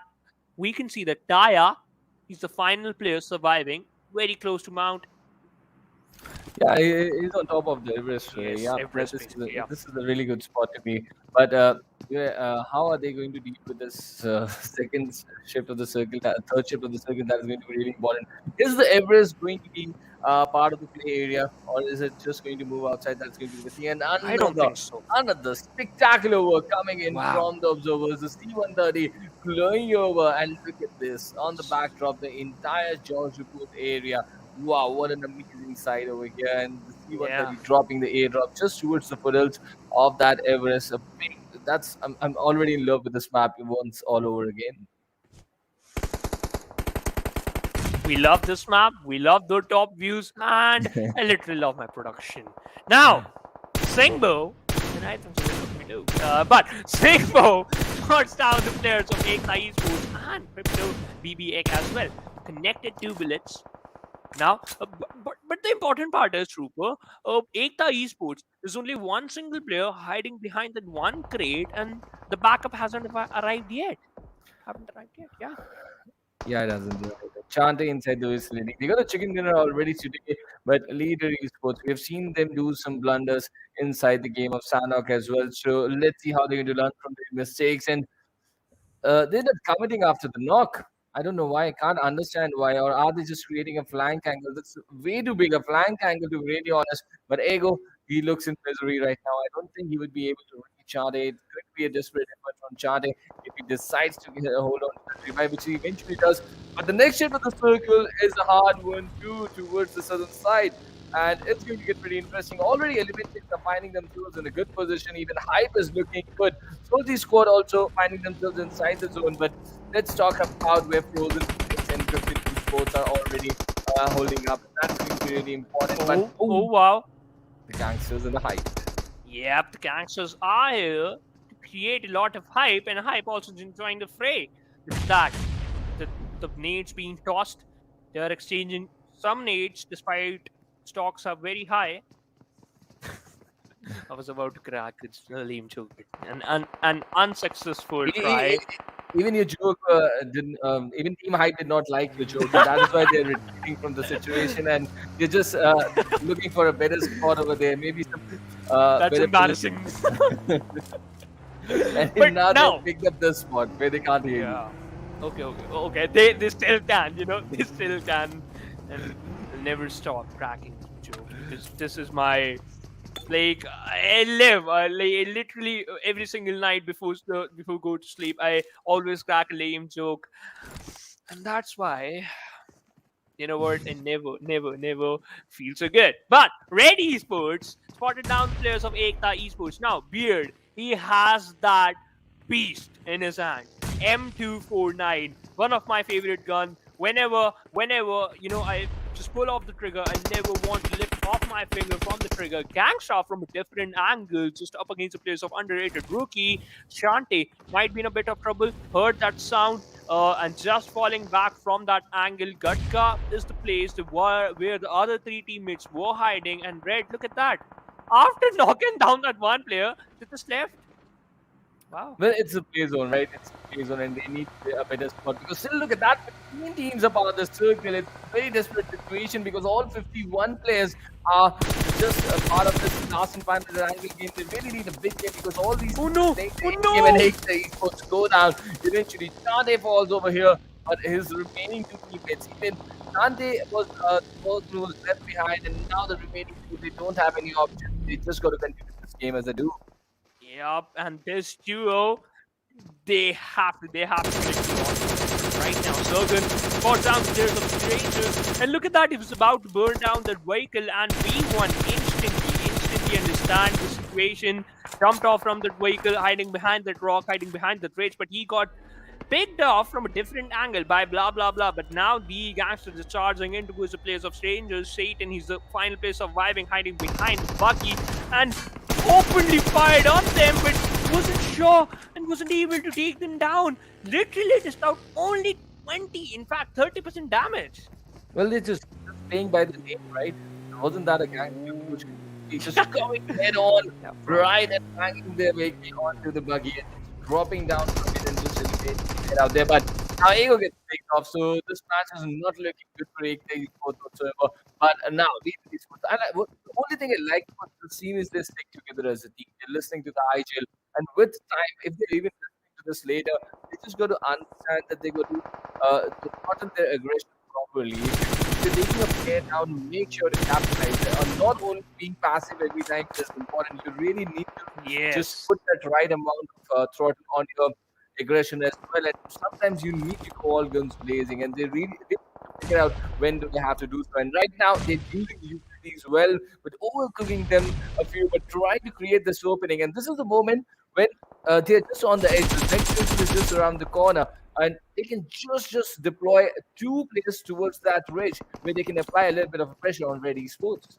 Yeah, if they want to, but right now they're just opting for different stuff. But as I just mentioned, right, just listening to your IGL calls as well as just playing a little bit, like showcasing that balanced gameplay is very important. But if things go south, you're gonna agree in this point, Trooper. You always need a backup plan, right? And Inception Definitely. with that one grenade knocked out two players from the side of SOLTI squad.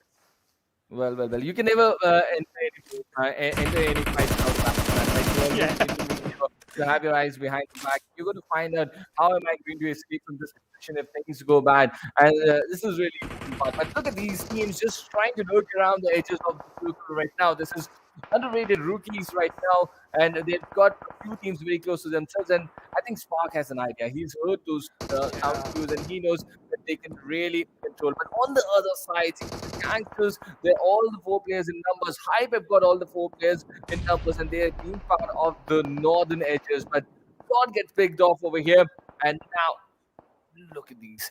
The confirmation being cried on him over here. Very perfect. close. Oh, he's going to do some else, but Hyper getting under pressure over here, and it's going to be all up to Ryu and Crazy now to stand up against this onslaught coming in from the gangsters. Yeah, but gangsters, they're not stopping yet. Look at that. How many grenades they just tossed in towards basically Hype. Drop down only two players.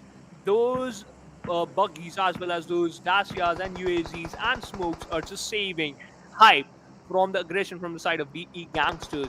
Secured 6 kills, not stopping. All the 4 players are alive, but Phoenix, Frozen Phoenix, they are still in the lobby. 4 players alive as well as secured 4 kills too. 41 players in the 5th circle too. And look at that, they were 51 when 15 teams were alive. Now we have 41 when 14 are alive. So this coincidence of palindromes just working in this game over here. But now, Gunner, he is here for JyanMaara. He's got 5 kills already. The team has got 5 kills already, but Hype get eliminated. He saw ruined crazy in that difficult situation, but eventually they have been thrown out of the lobby. But now, Red Esports, they have been looking around this edge for quite some time, and the zone has sort of shifted 200 meters away from where they are. So this rotation, this crucial rotation is being executed, and luckily for them, the team that was just holding on very closely, Leader Esports, they've also rotated quickly, and this gives this opportunity to all the other teams to make their way towards the zone from this side. Moving inside the circle is the most important thing, but underrated rookies on the other side. Still gatekeeping for some teams. Leader versus Frozen Phoenix against Raw. This is going to be the incredible fight. Akshat being more confident. That overconfidence literally backfire in the favor of Leader and Frozen Phoenix in a killer spot. But look at that. Leaders, they're not aggressing because they know one thing. Despite of the fact they knocked out 2 players, but they have to move inside the circle, and that's the priority. That's the most important thing. Elementary, Sus being Sus again, spots down the players of Raw, and Nate takes him down. But the kill confirmation is going to be a little bit difficult because they had the cover of those compounds. Well, yes, and look at that, how closely they are just sticking to each other as a web over there, as a web net over there. But look at this, on the different side, Akshat and his teammates from Frozen Phoenix, they're trying to apply that pressure, and the utilities are being invested yet again. Oh, what? Right, and the drop is going to come in on Zorax with that AKM. They're going in, all guns blazing, and Leader Esports are falling down. But no, not that easy. They're going to give a big fight back, and Yapet just survives on a very good hit. Now they're pushing good, and they're looking good. But YY from the flank angle on the ridges manages to take down one more player. So Leader, they've once again gone onto the passive stance. Singo needs a revive, and Ale just trying to buy that time by throwing that smoke. But when is Luffy going to decide to hold on to that revive? That is going to be the question. He's deployed one more smoke, and now maybe Luffy will decide, yes, that's really 2 extra passive out there. How are they going to survive in this sort of a lobby is going to be really interesting. But on the other side, you can see Gunna going on a killing spree out there. He's already got 3 kills, and YY decides to disengage from this fight completely and use the terrain to make an entrance inside the Axis. Look at that one observatory in front of him, and JM Esports holding that observatory, and I think so. Okay, it's not inside the circle, but still, they're just 20 meters far away from the circle. Hellraiser still surviving on just one particular latch. This is Taya is surviving from pretty long time. Leader on the other side. Now they are just fighting against players of Red. On the other side, we can see we still have 27 players alive. Now teams are just dropped down to 11. Hellraiser's Taya, he has no helmet, no bag, no boosters, but he has that courage. Wow. So beautifully put up. But let's see how far that courage is going to take him. But I really like the spread on Krypton Esports, the kind of area that they're controlling. Look at that in the split situation. One of the lads, I believe this is Vivek, who's already inside the circle. But on the other side, the Molly is giving damage to the lads of unrated rookies as well. So let's see how they're going to deal with that pressure as well. And it's a good concrete cover on height that JM Esports is enjoying. But why look at that, the kill feed. Leader Esports eliminate the final player from the side of Frozen Phoenix, secure total 7 kills. Frozen Phoenix, again, a good kind of great outing. But JyanMaara, grenade made aside the faith for the players of Elementrix. Inception! Oh, he heard that pin, running away, and Elementrix just goes down. Now, this is going to be the best part for JyanMaara to rush in towards this compound and hold and take out Elementrix in an instance. Well, he really is, and even Leader Esports get eliminated Oh, on no. those, which is what the spade confirms one and takes down Orange as well. So big opening created by Susan State. This is charging now. This is Elementrix that is being put under pressure, and look at that. That is the elimination coming in. JyanMaara wiping off Elementrix here in this last and final Erangel today, and Susan being the architect for it. He's got multiple kills in this encounter. He got multiple kills, and we can see the same thing for Gunnar as well. Secure 3 kills in his favor too. Krypton Esports has the highest amount of kills right now, 9. The number is Ekta Esports. They got eliminated at the 6th position. JM Esports take an exit at the 5th. Taya, oh my God! Come on, destroy him. You can. not doing. He's a good Goes man. down He's respecting cheaply. his teammate, respecting his opponent. Good thing. Oh yeah, you really got to respect your opponent, right? And let's see. Raw Official, oh, Rage goes down. Rig and Kopek in that compound still now. We're down to 3 teams with Krypton Esports over here holding and taking control of the ridges. On one side, I believe it's JyanMaara. Yes, no fear with his teammates. Gunnar out there and Susan, 3 of the lads over there, and 3 players from Raw Official holding up on inside this compound. Very interesting thing as Krypton, they've got the height, but the problem for them, they got to move down the slopes. How are they going to do it? Very difficult for Krypton Esports. Now, this man advantage might just be of no use if they don't make a timely move. The timely moves are way more important than any other stuff right now, because as you just mentioned, just running down from a cliff or running down from a mountain, it's easy. Your speed is going to be high. Like, you are going to run in a very, very good speed. But what if you go down? Then just knocking out is going to be common with that situation. GURKHAxBATTALION down. One player, Rage from Raw. They tried his level best to connect some shots. Again, firing the same spot now. It's going to take that buggy. Now, this, they make things more interesting. Insist making sure that there's no single player inside Look the at that. compound. And look at that. JyanMaara rotating, hiding behind it one rock. But oh no, no fear. That was a move, you know. Oh, and now that vacant for Gunnar, it's about to explode. It does explode, but Susan gets picked off as well. So the second player for JyanMaara down as well. It's down to Gunnar. Can he pick off one player? And Krypton, they sense this opportunity and close into the compound. And now Rig is the only player remaining. So this is a very good game that Krypton Esports can carry in their bag as they eliminate this team. Raw Official right inside a brilliant push that has been executed. And now Enkus, he's been damaging the lads of JyanMaara already. Whereas the other 3 players are sort of deploying themselves in open fields. If they take down one, but eventually the nade is going to do the damage, and the chicken dinner goes to Krypton Esports. See the deal for Krypton. One grenade was necessary to take down that one team. 30 points for this team as well. 15 kills. Overall ranking is 4. Now, that's how you're going to end up. That's how you're going to play the last game of the day. Just out 2,647 damage in one single game. God9 obviously is going to be the MVP.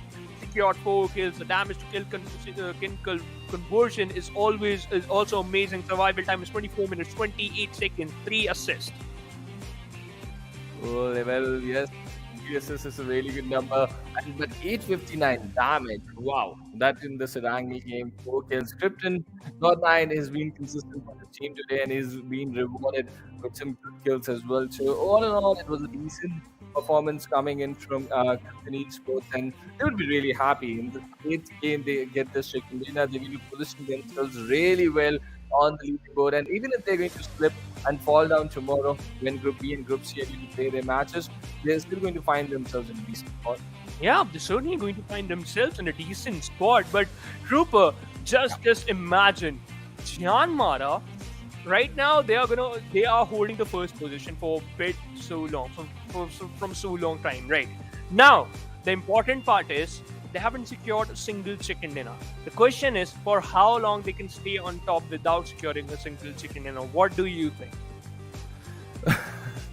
Well, up till the point they are on the podium without a chicken dinner, things are working for them. I'm completely okay. But yes, they're making back-to-back appearances inside the final circle, and Susan making an appearance here with Gunnar inside the top players once again. So things are working for them, and they've got 3 players from Krypton inside the top 5 for this game. So it's a decent amount of damage that they have dished out, right? Look at that, 848 for Susan, and Gunnar got 702. So they're getting good points, they're getting good kill points for themselves. But yes, the chicken dinner is important. But if you can be that consistent, I don't think the chicken dinner is going to matter. If you're going to make such good, if you're going to win fights like teams against Team Elementrix in that manner, and the way they eliminated Leader Esports and Sanhok as well, they're showing what they're made of, and it's a really good game in all for JyanMaara once again. But Vivek getting the highest kills from this game, God getting the highest damage here, and underrated rookie getting the most used award, and that is 20. Now that's a really high number.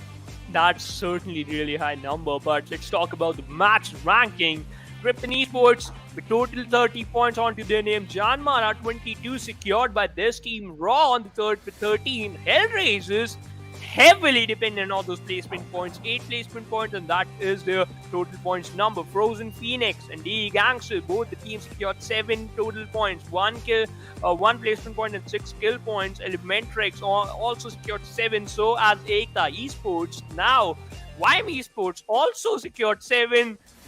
What? 5 total teams secured 7 total points. Well, yes, and that is going to add on to the tally, really important. But just Leader Esports, look at that. They've got 5 kills, but 1 placement point. It really feels bad for Leader Esports out there. And if they're going to listen to this, this is really important, right? I can see a very strong IGL presence inside Leader Esports. He's keeping the unit together. He's making sure everyone is listening to him and they're sticking together. But you really got to deploy those strategies of a flank position. You really got to understand when to deploy your players in a 2-2 split as well. And if you're not going to just try those things, let's look at here. If they had more players in a different situation, this fight could have gone completely differently. You got to play that surprise factor, and Leader Esports sort of missing out on some basic tricks. But I can understand if the new team getting a good opportunity at this level, they just want to make sure they land inside the top 15. But just playing that passive might hurt you. So just if you're watching this, just make sure to come back with some different strategies as well, and try to use them inside the game, inside fights, and gather that confidence and just deliver it in the matches if you can. But this is the moment when Krypton, they sort of just deployed. And look at this. This is a split that they executed, right? Inkas did his job. He pinned down JyanMaara completely. He got the 2 players down. The other 3 players went in for a push, and then with that open run, they just pinned down JyanMaara completely. So that is the important thing. But they cannot pin down JyanMaara inside the overall ranking. Look at that. 78 kills by far, leading almost double numbers. Amazing numbers for JyanMaara. They're playing an amazing game of PUBG Mobile over here. 140 points in just 2 matches. 148 matches. That's the point. That is going to be the headline for the day, Trooper.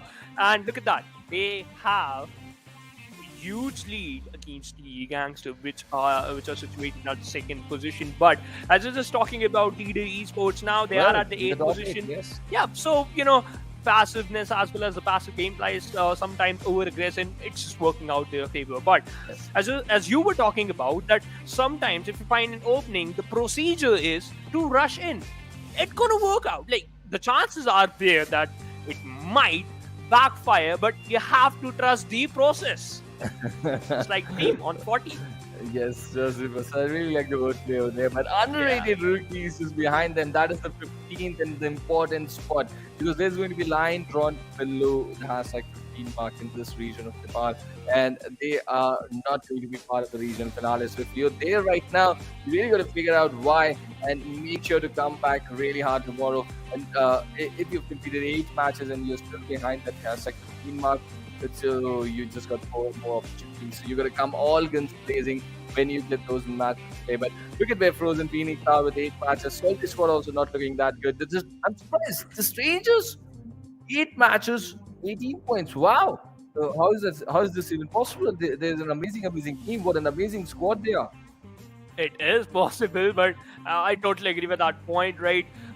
It is an amazing team, but sometimes your stars never, sometimes your stars never, worked out in your favor. Those constellations just looking out for you. And let's talk about kill leaders. No fear on the top with 28 kills, just out 4,124 damage. Hype Ryu on the second, just out 3,801 with 21 kills. Now, the difference is quite a lot between No Fear and Ryu. Well, the difference certainly is quite large, and Lope is playing this game on a different level completely, and I'm really impressed with him, what he's doing. But saying that, look at Gunner's damage, right? 4,229. He's got more damage than No Fear over there, and the team of JyanMaara, they're playing an amazing game altogether. Yep, and we saw that a little bit disturbance in the Matrix. But But the important part, as I just mentioned, right? They were playing pretty decent. And in the top 5 players out of 4, we saw 3 players from one single team, Yeah. JyanMaara. So, yep, they are showcasing that gun power in their play style, and that's why they're still on the top. 140 points. That's the mark. Just keep on remembering that, yep, we are on the top and we are just heading for that final slot. Obviously, if JyanMaara keep on playing like this, then I don't think so that there's any team who can stop them. But yep, chances are still there if you just caught them off guard while doing those rotations, and if it just collide with their drop location, or maybe if you can win a fight against teams like this, then it might possible they will falter down. But the thing is, we are done with our 4 matches of the day, and now we know in the overall ranking, teams, they are performing well. Some of the teams who were at a bad position, now they are also stepping up. So Group A and Group D, these two groups, the teams from these two particular groups completed their 8 matches. Now they're just left with only 4, and we take an exit and we go on a break. Basically, this is going to be the end of the stream. We'll meet you tomorrow. Till then, stay safe, stay sanitized, and take care. Good night.